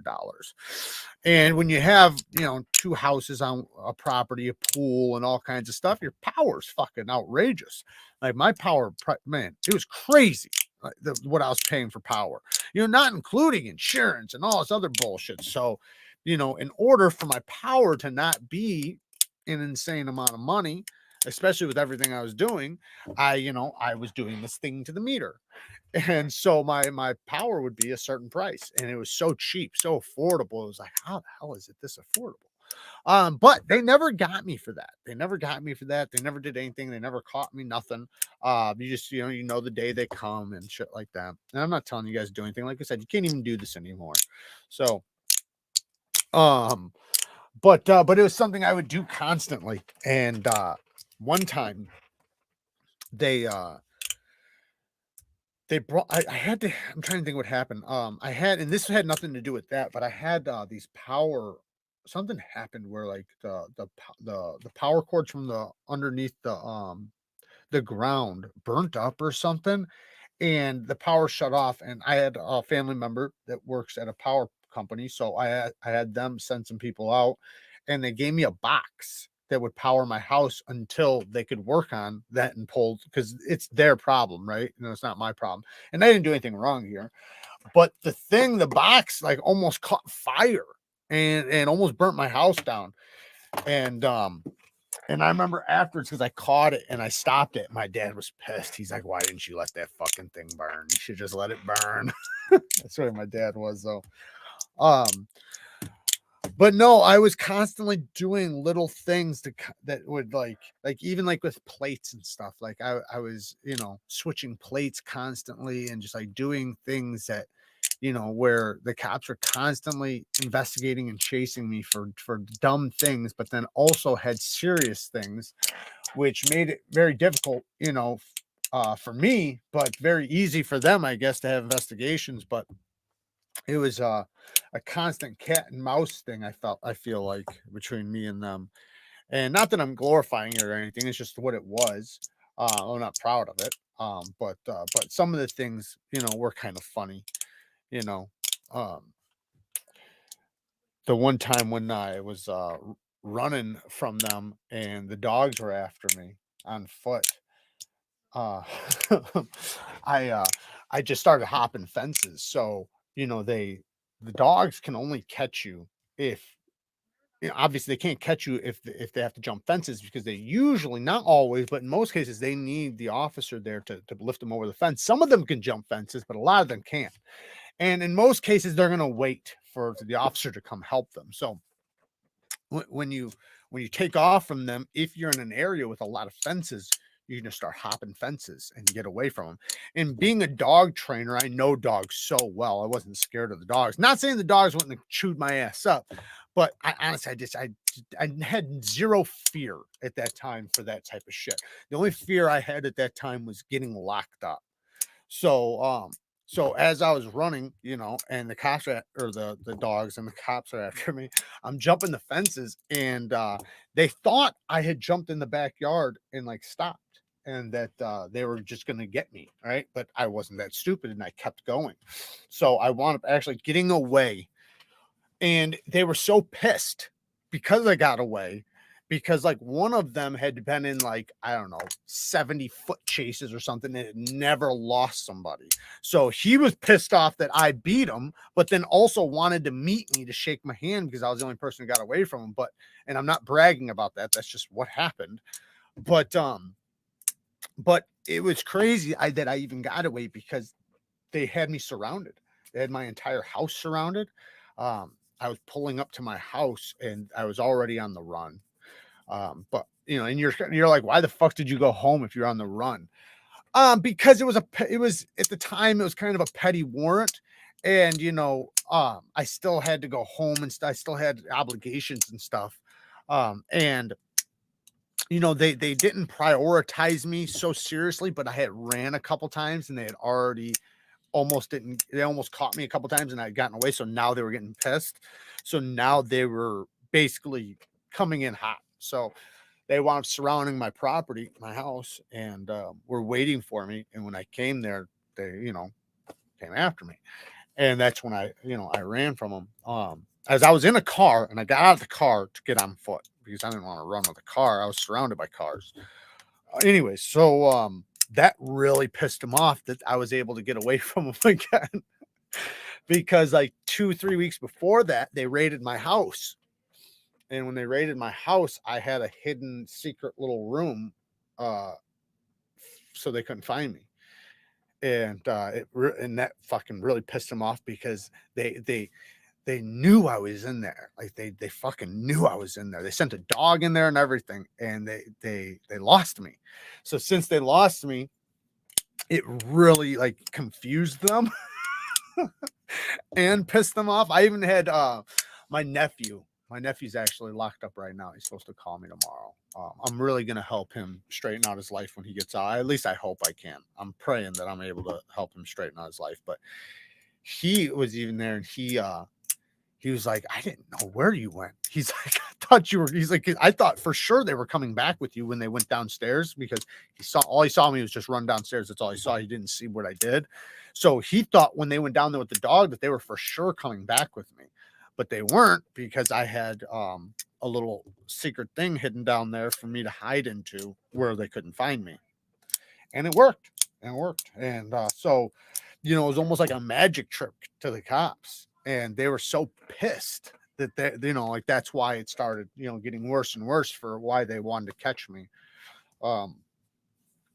And when they finally caught me, it seemed like it was kind of easy. Well, I mean, I got caught a few times depending on when, but going for a walk with the family. You guys have a good night. Thank you, Nocturnal. I appreciate you joining. And guys, I'm not glorifying anything. I'm just telling stories about my past. Like, I'm not happy about any of this stuff. Like, I was definitely, you know, in a, I'm gonna say it. You know, a lot of things I did a lot of good. I did a lot of great. But you know, eventually, you know, I started doing a lot of bad. And even though, like, when I was younger, you know, I did a lot of bad, I still had morals and stayed true to the code and in a serious way. And took care of a lot of people surrounded me, a lot of strong people, a lot of tough motherfuckers were around me. So it made it to where I was held to a standard of which I was surrounded by tough men. And you know, you live a certain lifestyle and that's what you're used to. You know, it's kind of like you know, you're almost like you're a rolling stone. You know, you live fast. You know, when you live fast, you know, you're going to get that type of results. You know, you live a gangster life, you're going to get gangster results. And you know, and that's just inevitably what happened. You know, but I also started fucking up and started doing shit that was, you know, I guess you could say against the grain, against the code, however you want to look at it, where I was going past my morals, and that's where I inevitably fucked up. And if not for that, you know, I can't say what would have happened, but you know, because I could speak about like times where, you know, things were bad things happened, I guess you could say, but it's like to me they weren't like bad things; they were just like normal things, you know, like. And I don't like pulling anybody with it or anything, but my dad, he's passed away right now, but we got raided one time, you know, and had an investigation and it was over firearms. It was from the ATF, right? So when they came and raided us, you know, they started an investigation on me being his son, right? And during the raid, you know, I was right there, you know, and I was there when they showed up, so I was involved the whole time. And luckily we had a tip, so you know we were able to do what we had to do. But moral of the story though is just that, like, to me that was kind of more of a normal thing rather than like a really bad thing, if you know what I mean. Even though it was bad shit, it was just, you know, somewhat normal shit. I know it doesn't sound normal to most people, but I just tried 1,000 grit diamond stone, sharpened 3 of my knives, almost mirror edge. So with 1,000 grit, you don't want to sharpen on 1,000 grit. You want to sharpen on something lower and then go to 1,000. So because you're going to burn up your 1,000 grit diamond stone. You want to start with like a 300, then go to 600, then 1,000. 1,000 grit would be a finishing stone, not a sharpening stone. Sharpening stones are going to be like 400 and below. That's the stones you should be sharpening on. So basically, sharpening means you're creating an edge bevel. Now, if you're just tuning up a knife, then yeah, you can just use 1,000 grit. It doesn't matter because you're just laying more grit over the edge bevel. So yes, you're still sharpening, but you're basically just refining or getting a new burr really quick, just, you know, to knock it off so that your edge is nice and sharp again. You know, and you could do that over and over and over. But when you're actually doing a full-blown knife sharpening and you're reprofiling and you're cutting in a new edge bevel, you want to start with something low, because otherwise, like I said, you'll wear your stone out and it'll take a very long time. Knife is bad Wi-Fi connection, but there's a strange clicking in the back. That's me. I got this fucking thing from Bones. 2 Bones had to send me this thing, and he's got me fidgeting with it like a madman. Sorry. I know. I keep thinking about, like, why am I doing that? You should only wear Armani code. I have Armani code, and I love it. I do love it. That's one I've talked about before on here. Yes, you forgot the morals. I burnt it. Shit. What? I burned it. Shit, I saw it destroying it. Oh my god, never mind. It's still, huh. I don't know what you mean. I have an old Lansky sharpener. Are those any good? They are, but they're small. So I like using the diamonds. If you have diamonds, then it works good. But if you don't have diamonds, which you probably don't, then I would say no, it's not good, because they're just not, they don't cut fast enough. It takes you a very, very long time to use that system. So I would say get the diamond plates for it. They sell the diamond stones like 11, 12 bucks a piece. Get the coarse and the medium grit, and you'll be fine. And then that system will work just fine for you. But you also need to make sure you have the base. So you need the base and then 2 diamond stones. And then that system will work just fine for you. It's still going to take a little while because they're tiny, tiny stones. So you want something with bigger stones. Spanky, 5 bones. Thank you, brother. Just bought a KME. Hand sharpening is great, but sometimes you just want precision. Hell yeah. I mean, I do more freehand than anything, and I still have fixed angle systems. So I get it. I get it. And I'm down for it. Sometimes it's cool to set your bevel on a, I mean, I can set a bevel just fine freehand, but I understand, and I even have done it too, why somebody would want to set a perfect bevel on a fixed angle system. And then now, you know, like when they say when it goes dull or when it needs to be refined or something, then they take that. Now that the bevel's set, they don't have to do much work. They can start with a 600 grit, you know, and put a new finish on there nice and quickly. You don't have to spend an hour sharpening by hand. You can literally spend 5-10 minutes. So it makes sense why you'd want to cut in a new bevel with the fixed angle system and then freehand from there. And then, you know, if things go sour, go back to the fixed angle system. Fiend with the 5 bones. It's past fragrance time, but give me a fall winter cologne recommendation without cinnamon. Without cinnamon. So one I would recommend for all weather, including winter, that's a banger, is Versace Dylan Blue. I talk about it all the time because it is an absolute banger. And I do think you'll love that, Fiend. Versace Dylan Blue. That is a fantastic winter fragrance and summer fragrance. It's a blue fragrance, but it has cardamom in it. So it kind of, and it's a what the hell is it called? I can't think of the name of it. Another one that's really good for the winter. So it depends on what type of winter fragrance you want. Because there's so many different kinds. Like there's some with spice, there's some that are sweet, there's some that are just bold. But another one, Armani Code Absolute. Armani Code Absolute is really good. That one doesn't have any cinnamon in there, but it is a sweeter, creamy, nutty, leathery fragrance.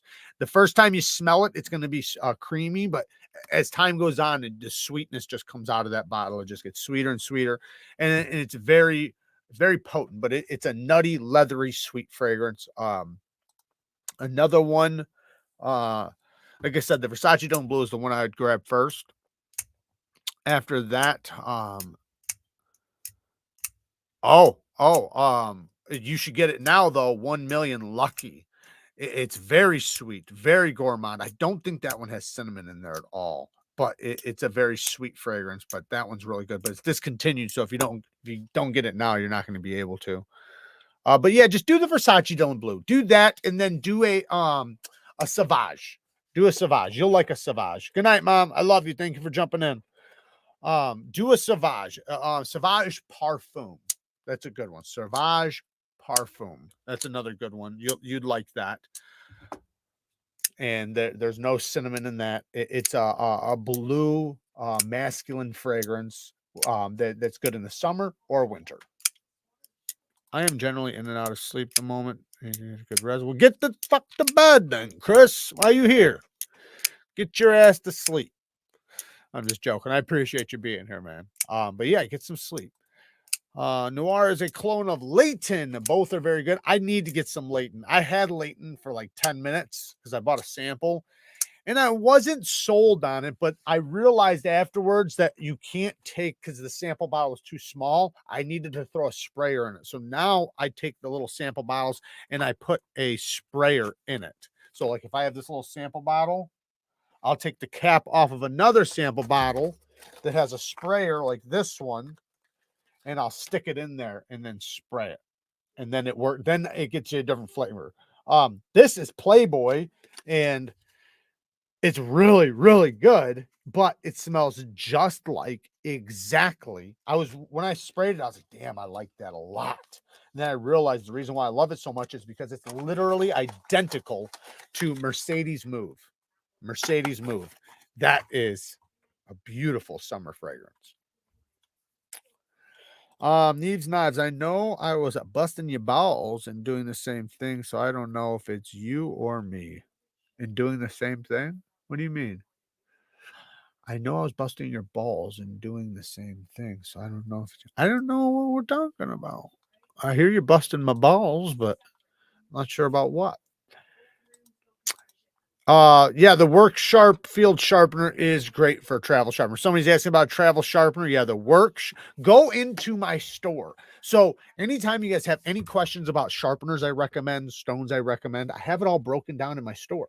Go down to the Neeves Knives store and you'll see like my most recommended diamond stones, my most recommended sharpeners, and there's the field sharpener in there, the Work Sharp Field Sharpener.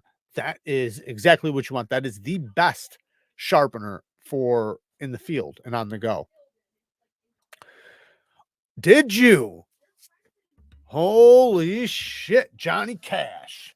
Johnny Gesh says he just scored a Winter Blades Co-Factor. Should be receiving it on Wednesday. Good for you, man.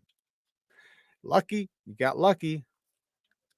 You got lucky. Yes, there. Thank you, Todd. There is my link to the store. Thank you, Todd. Oh, I can't go to sleep yet. I have to download a game. Severe with the 5 bones. Thank you for the 5 bones. They say there's no such thing as a stupid question. I'm going to test that theory. How do you sharpen a karambit? So you sharpen a karambit with a round or half-inch stone. If you go down in my store, I have round and half-inch stone. So you want either a round stone, like a rod stone, or a half-inch wide stone. Because if it's a half-inch wide, it should be able to do, because the point The problem with doing recurves is that getting into the recurve, a flat stone or a wide stone can't get in there because you know the two angles will prevent it, right?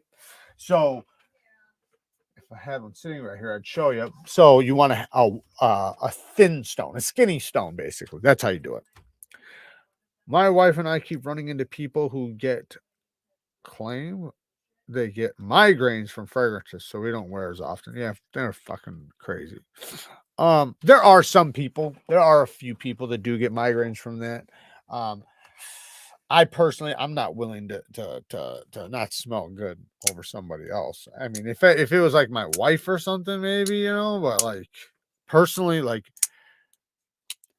I always want to smell good, right? So I'm just gonna smell good. If it bothers the person, like then I don't know. I don't know what I'd do in your situation, but you can find fragrances because it's not like all fragrance. You understand? Wait, there's actually an exact note that does that. I forget which note it is, but if you look it up, you'll find it. Just look for fragrances without that note. There's a specific note that's in a lot of fragrances that can affect some people to have migraines. I'm not saying it's common, but it happens. Just look that up and just get a fragrance without that note. That's all you gotta do. And if they try to say that the other thing is, they're probably full of shit because what's in fragrances are just oils, fruit oils, nut oils. It's just oils. And then there are some obviously some man-made shit in there too. But yeah, I would say that everything would give them a headache then. Gotta live with the convex, but you can do it. And honestly, it's just as fucking sharp done, right? I don't know what you're talking about, but convex edges are dope. Um, but yeah, I always say like because you know, I'm not trying to talk shit about anybody. Of course not. I wouldn't want to do that. But you know, you want to when you run into people, when you see people, when people jump in your car, when you're invited, when you hug somebody, when you shake hands with somebody, you want to leave a good impression, right? I think we all do.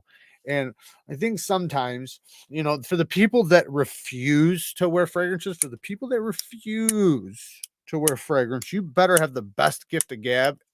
Because you know you're probably wondering why people don't call you to go out to parties and stuff. It's probably because you're the stinky guy. No, I'm just goofing. But no, you should definitely think about your hygiene and how you smell, how you approach people, how you give off, you know. There's fragrances for every type of situation. I'm not saying you have to walk around smelling like a damn pimp. Like that's not the point. You're supposed to smell appropriate for the situation, right? Like a gym fragrance. You're trying to go with a clean linen fragrance. You're just smelling like clean linen. Nobody's going to think you're wearing a cologne. They're probably just going to think you're clean. That's it. So you're wearing the appropriate fragrance for now. If you're going out on a date, now you might want to wear something a little bit more, you know, inviting, something to get somebody close, something maybe like a gourmand, something, you know, that somebody wants to kind of get close to, something sweet or something fresh. You know, if you're in the summertime and you're out at sorry, my nose starts itching for some reason at the end of these damn lives.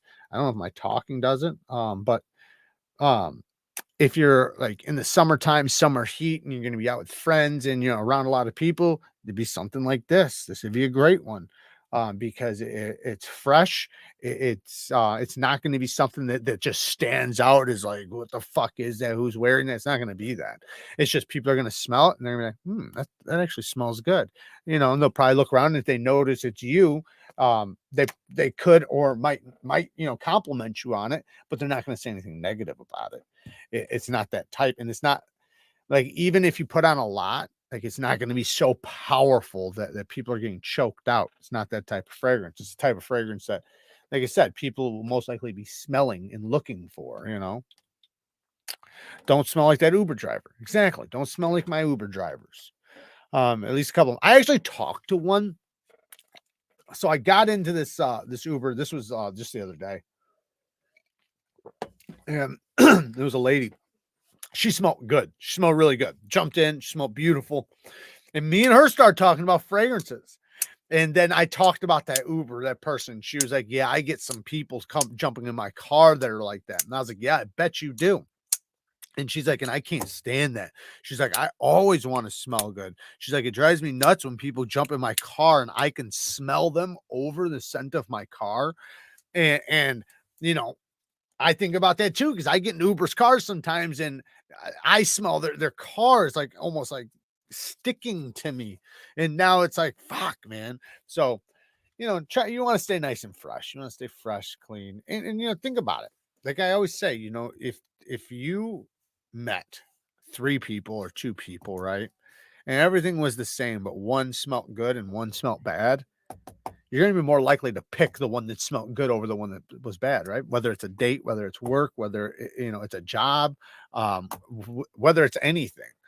So, you know, so to me, it's simple. I meant my first sharpening on 1,000 diamond stone is so good that I needed 20 strokes per side, and the edges was insanely sharp. You passed that a long time ago. Oh, I'm sorry, Nikolai. I'm sorry. Yeah, 1,000 grit edge is phenomenal. I would say some steels, you know, you'd like say CPM 154. I wouldn't take CPM 154 that high, but most steels are going to do really good between 600 and 1,200. So 1,000 grit stone is a phenomenal edge for most steels. Most steels is going to have the perfect amount of bite with the perfect amount of fineness, because you know you don't want too much tooth and you don't want too fine. You want that blend of that happy medium where it's a very fine saw blade, and that's what 1,000 grit is. It should be subtle enough to not taste in the air, but still exactly. You don't want to taste it, but you do want to, you know, like as you're walking, you want to whiff it. It's called the sillage. You want to catch that sillage, you know, and it's subtle, right? But that subtleness, you know, everybody knows about like the girl that walks by, right? And she walks by, as she walks by, she kind of winds by, and like you get the whiff of her perfume, right?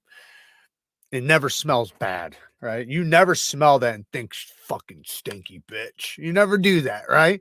It's always like, damn, she smells good, or she gets cuter now, you know, maybe not, um, but same thing for guys. It's the same thing, same fucking thing for guys. And when you do that, especially around women, it tells them that you care about your hygiene, and women want to know that. We all have mating practices, right? And with mating practices, we try to pick out the most healthiest, most probable to give us the most survivability child, right? Like, and it's just instinctual. It's not saying you're trying to have a child, but instinctual, your animalistic nature, it thinks like that, right? Even if you're not trying to, right? That's why we're attracted to certain things, and that's why, you know, we like certain things. It has a lot to do with that. What grit should I finish with a kitchen knife? 1,000 grit. 1,000 grit is really good. I between 600 and 1,000 grit, depends on the steel, but I'd say for the most part, 600 to 1,200 grit is going to be your best friend for chef knives.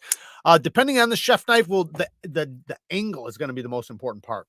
So regardless if it's 600 or 1,200, you know, the lower the angle, the more slicey it's going to be. So I would say for chef knives, you usually want low angles. Now, if this is a chef knife you're abusing, or if you're chopping bones and stuff, then no, you don't want a super low angle. But if it's one you're just using for precision cutting fruits, vegetables, meat, things like that, go with a low angle edge, 1,000 grit. It'll be really good.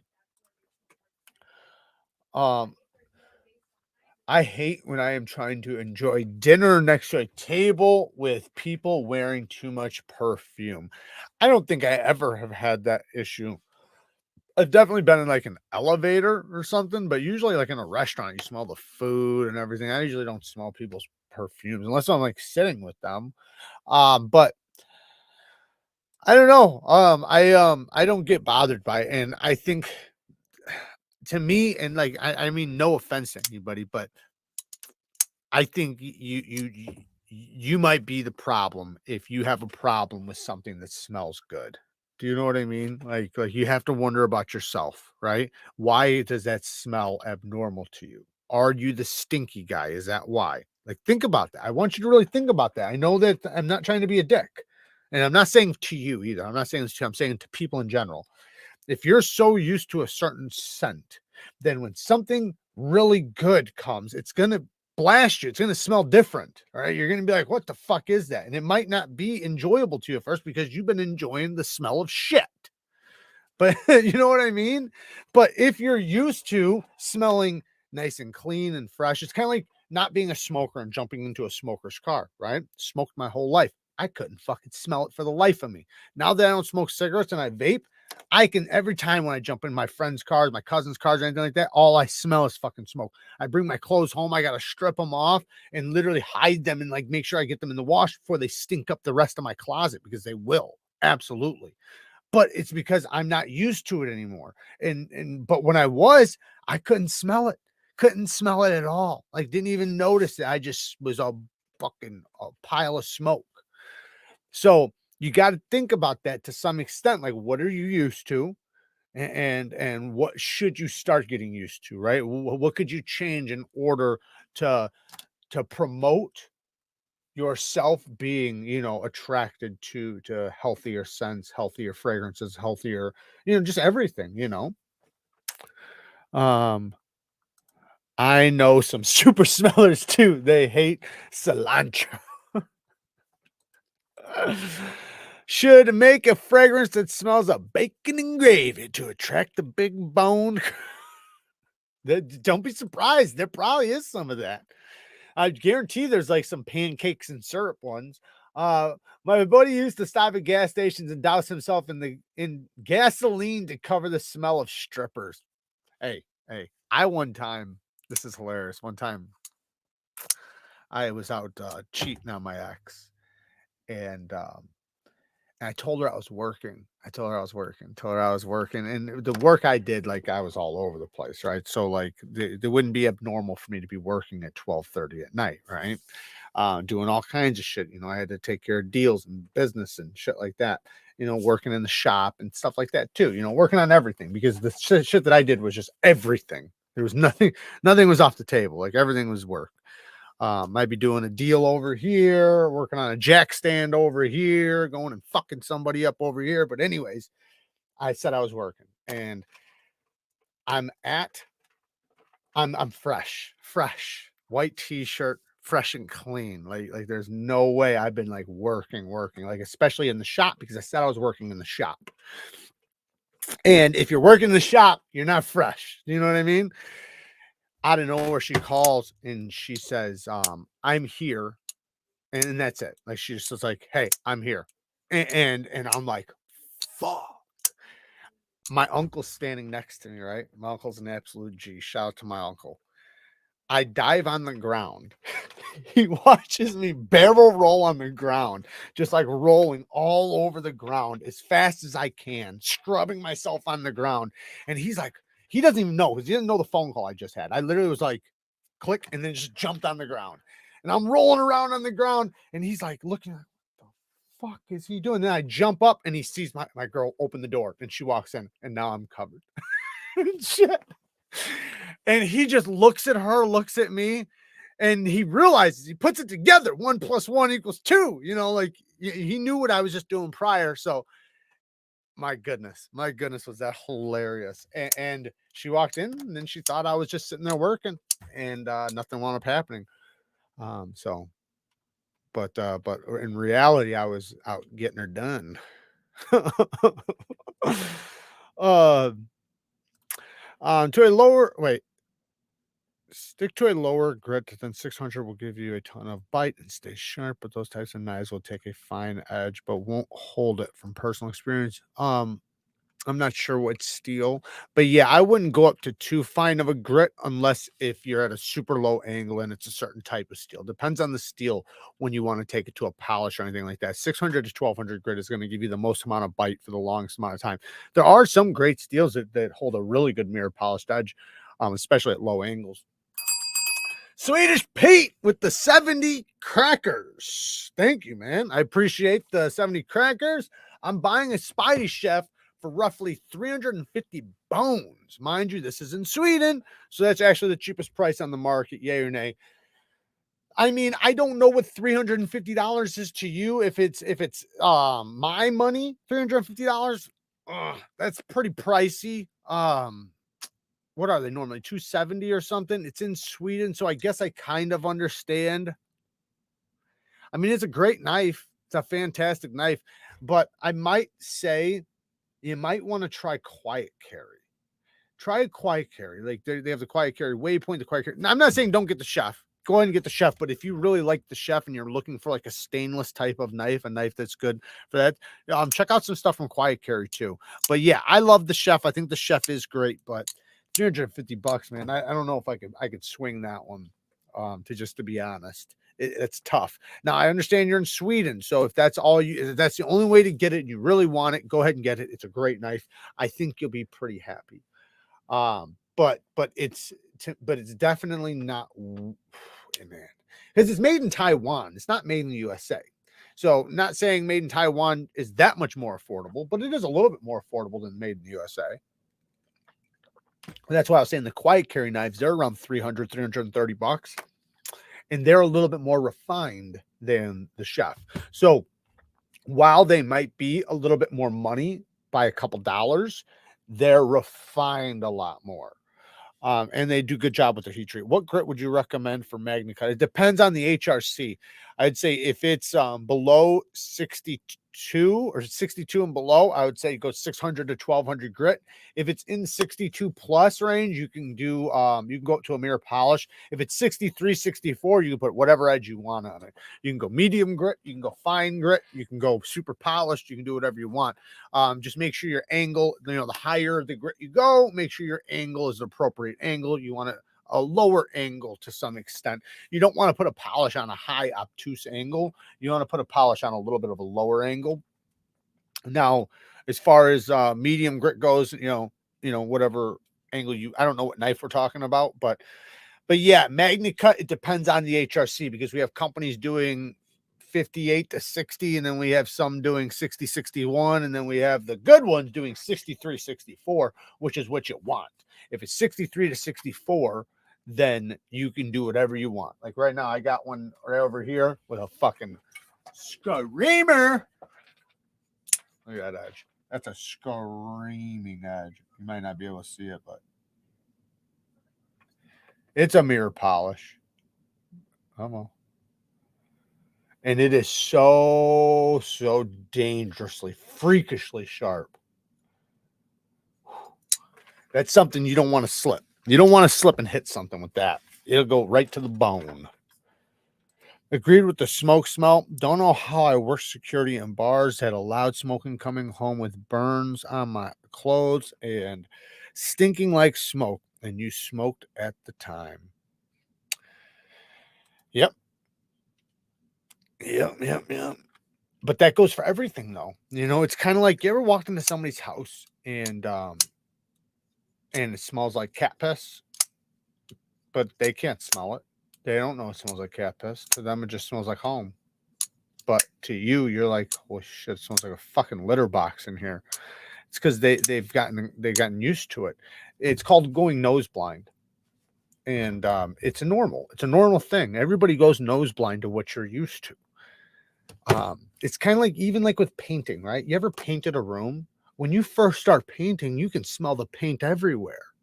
But 5 minutes later, you can't even tell you're in a room full of paint until you start getting high and start getting lightheaded. But when you walk out for 10 minutes and you come back in, you're like, holy shit, it smells like paint in here. You get nose blind. Kirk, with the 5 bones, what perfume cologne scent is the best for a stropping fluid compound? Stropping fluid compound? I don't know. I don't know about that one. I would say pretty much anything you can get. I'd go for about whatever you can. Look for the diamond scent. And make sure it's like between 6 and 12 micron for toothy edges. Acclimating. Yes. Oh no, I walked into a litter box, roach, piss smelling apartment once for work. It was bad. I've done that a million times. I grew up in the project, so it was a normal thing. I remember there was this one guy. He lived, obviously in the apartment projects, and in his apartment, he actually had 2 lizards. And I had reptiles and shit too, but not for this reason. He had 2 lizards that just ran in his house freely. He never had to feed. I'm sure you guys can put 2 and 2 together. Why he never had to feed them. He didn't have to feed them because the roaches. They just ate the roaches. And this was when you walked in, like you literally didn't want to touch nothing. You like it was almost like you got really tight. You know, you won't take off your shoes. You're not going to take off your shoes. Not that he would even ask you to, but you know, it made it you'd look around and you the smell would get to you, and you never wanted to go in there after the first time you went in there. I only went in there a couple times for bad reasons. But what I'm trying to say though is like it was so horrific that you literally leave and you talk about it. That's how bad it is. Like you're like, holy fucking shit. Did you see how filthy that dude was? And you know, fucking there was cobwebs on every wall. Like there was roaches just crawling everywhere. But you know, like I said, he got nose blind to it. Probably everything blind. Never dated a stripping. What about a stripping compound? We found a mummified cat in my grandma's house. It smelled so bad in there that nobody noticed it died. Exactly. Exactly. Yeah, when it's bad enough, you won't even notice the smell of death. That's why, man. That's what I'm telling you, man. Try to choose what you're going to become nose blind to. You know what I mean? And you want it to be, you know, freshness, refreshing, you know, and things that smell good, things that other people smell like, that smells pleasant. I used to hang out with smokers on weekends, and after a few drinks, I'd bum cigarettes off of them and drink smoke phenomenon. I would wake up in the morning disgusted by the smell of the smoke on my clothes. Yeah, same here. Same here. And I sometimes will have a cigarette every once in a while, you know, not often, but you know, when I'm with my family and everybody's smoking and drinking, you know, I'll put a couple cigarettes back, you know. And yeah, it's something where now I fucking smell like it for the rest of the night. And then when I go home, I'm nose blind to it now, even though at the start I'm not. But towards the end of the night, I'm completely nose blind. The next morning I wake up, but I instantly know, like when I get home, I strip off my clothes, put them away, like separated from everything, because I know in the morning, like, because I've done it where I've just took off my clothes, you know, and just threw them down, and then realized like the next day, like oh shit, I laid my shirt on the couch or something, right? And now the fucking couch smells like cigarettes, you know. And for somebody who smokes, it's not a big deal because you smoke. Just like when I smoke, I don't give a fuck. But when you don't, you know, it's you know, it's the way it is. You know, you could smell it 10 times more. Dior Sauvage. I don't know what that word is. Have Dior Sauvage, but that's not important. You're the best in knives. You two last night. I watched some dude. He was just selling fake idiots. Doesn't know any. Nikolai, I'm trying to figure out what you're saying. I watched some dude. He was just selling fake idiot. Doesn't know any. You know, there's a lot of like somebody asked me the other day what I thought about Ray the Sharpener, and I had to tell him like he's a scammer. That's what he is. He's a scammer. I didn't think that at first. I used to like think he was a cool dude. Not that I knew him, but I used to think like, you know, he's a sharpener. You know, he has a knife channel. He's probably pretty cool. But then after he made 100 videos cheating on the best sharpness tester, I couldn't help but think like this guy's just a fucking scammer. That's all he does. You know, he's literally just scamming people into thinking that these are the real results because they're ignorant. They don't know how that tester works. So they're watching him get these crazy sharp results, even though he's literally cheating every single test he's ever done. I've never seen him not cheat.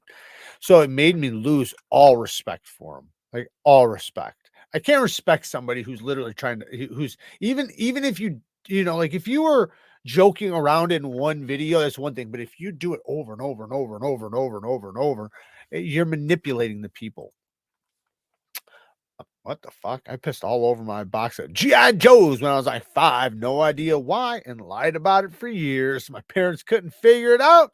They looked for the source of the smell everywhere. What the fuck?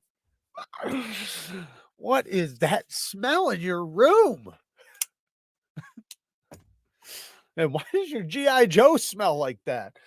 Cannot find that kind of wood. I'm hung.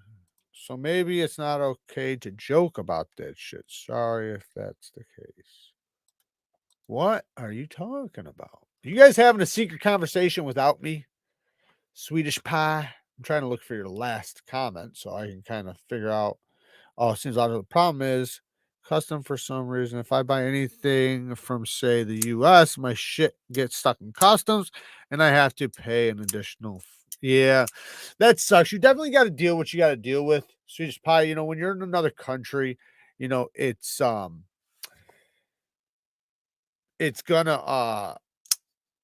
you're gonna be dependent on what you can get and what's, you know, likely for you to get, right? Like you said, you know, you don't want to risk something and then they get caught in customs and you already paid, you know. I do think some of the companies will refund you if you don't get the product, because if you didn't get the product, you don't have to pay for it. Like if you buy something from Amazon, you don't get the fucking product, they'll refund you your money. Same thing with Blade HQ and a bunch of other companies. So sometimes they might have a thing where it's like it's not their fault if something happens. So you got to be careful. And Swedish Pete with another 60 crackers. Cats lives matter, fentanyl or not. Oh man, and fentanyl, he said, and fentanyl. Super chat about cats. I got it, brother. I got it. I need to make sure I didn't miss anything. All right, guys. We've been going a little bit late. Kirk Emerson. Did I? Oh, I already read that one. Well, hopefully you guys had a good time here tonight.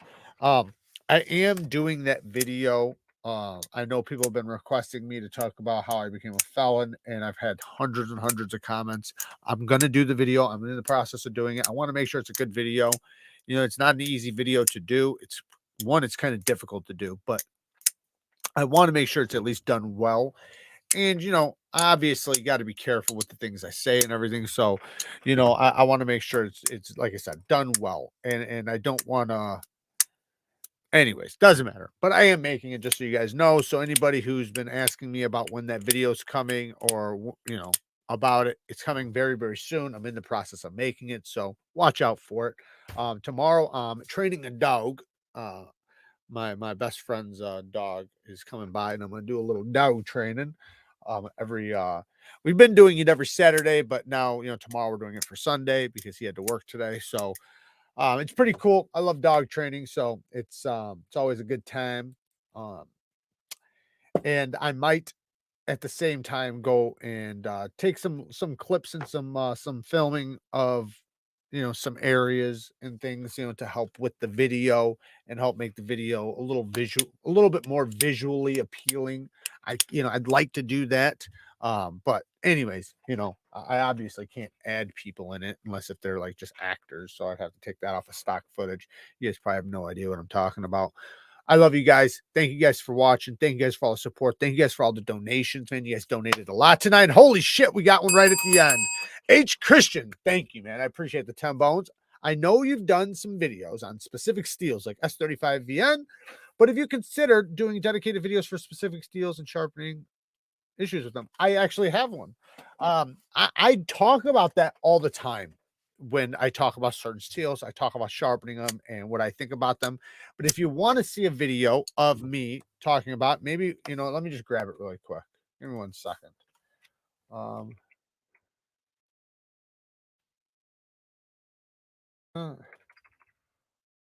1 second. What? Right.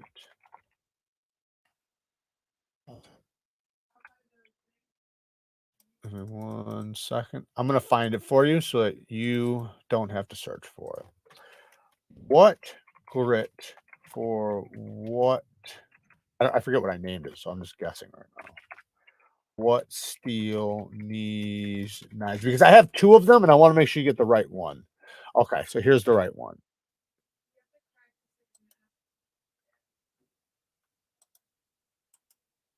Okay, so here it is. I just put it in the chat. So that is my video on what steel for what grit. Now, angle always plays a part, so there's always going to be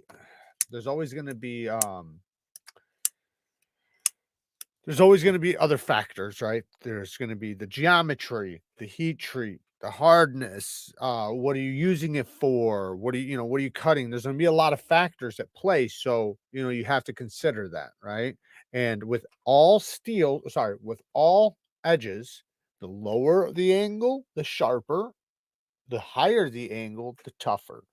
So with some grits, if you're like, say, if you're going to a really fine grit, like a mirror polish, you might want to drop it down lower because your teeth are smaller. So because your teeth are smaller, you don't want them to be blunt and small. You want them to be nice and fine and small, if that makes sense. So, you have to consider that stuff. Holy cow, we got another 100 crackers. Holy cow, man. I don't know how much that is in your money. But thank you, man. Thank you so much. I wrote Stasa 23 earlier tonight. All you guys have no idea how much you've helped me out with your channels. Only love. Thank you, man. I love you too. And I do appreciate all the support. Thank you so much. Edward with the 2 bones says, life is hard. Love the content. Here's 2 bones.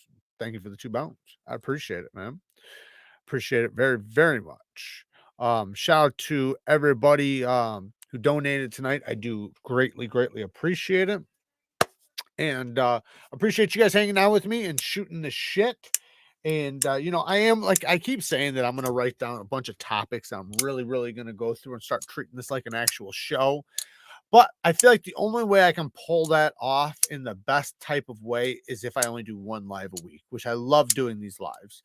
So maybe I'll do 1 planned one and 1 just kind of shooting the shit one. I don't know. We'll figure it out. But I would enjoy doing that. It's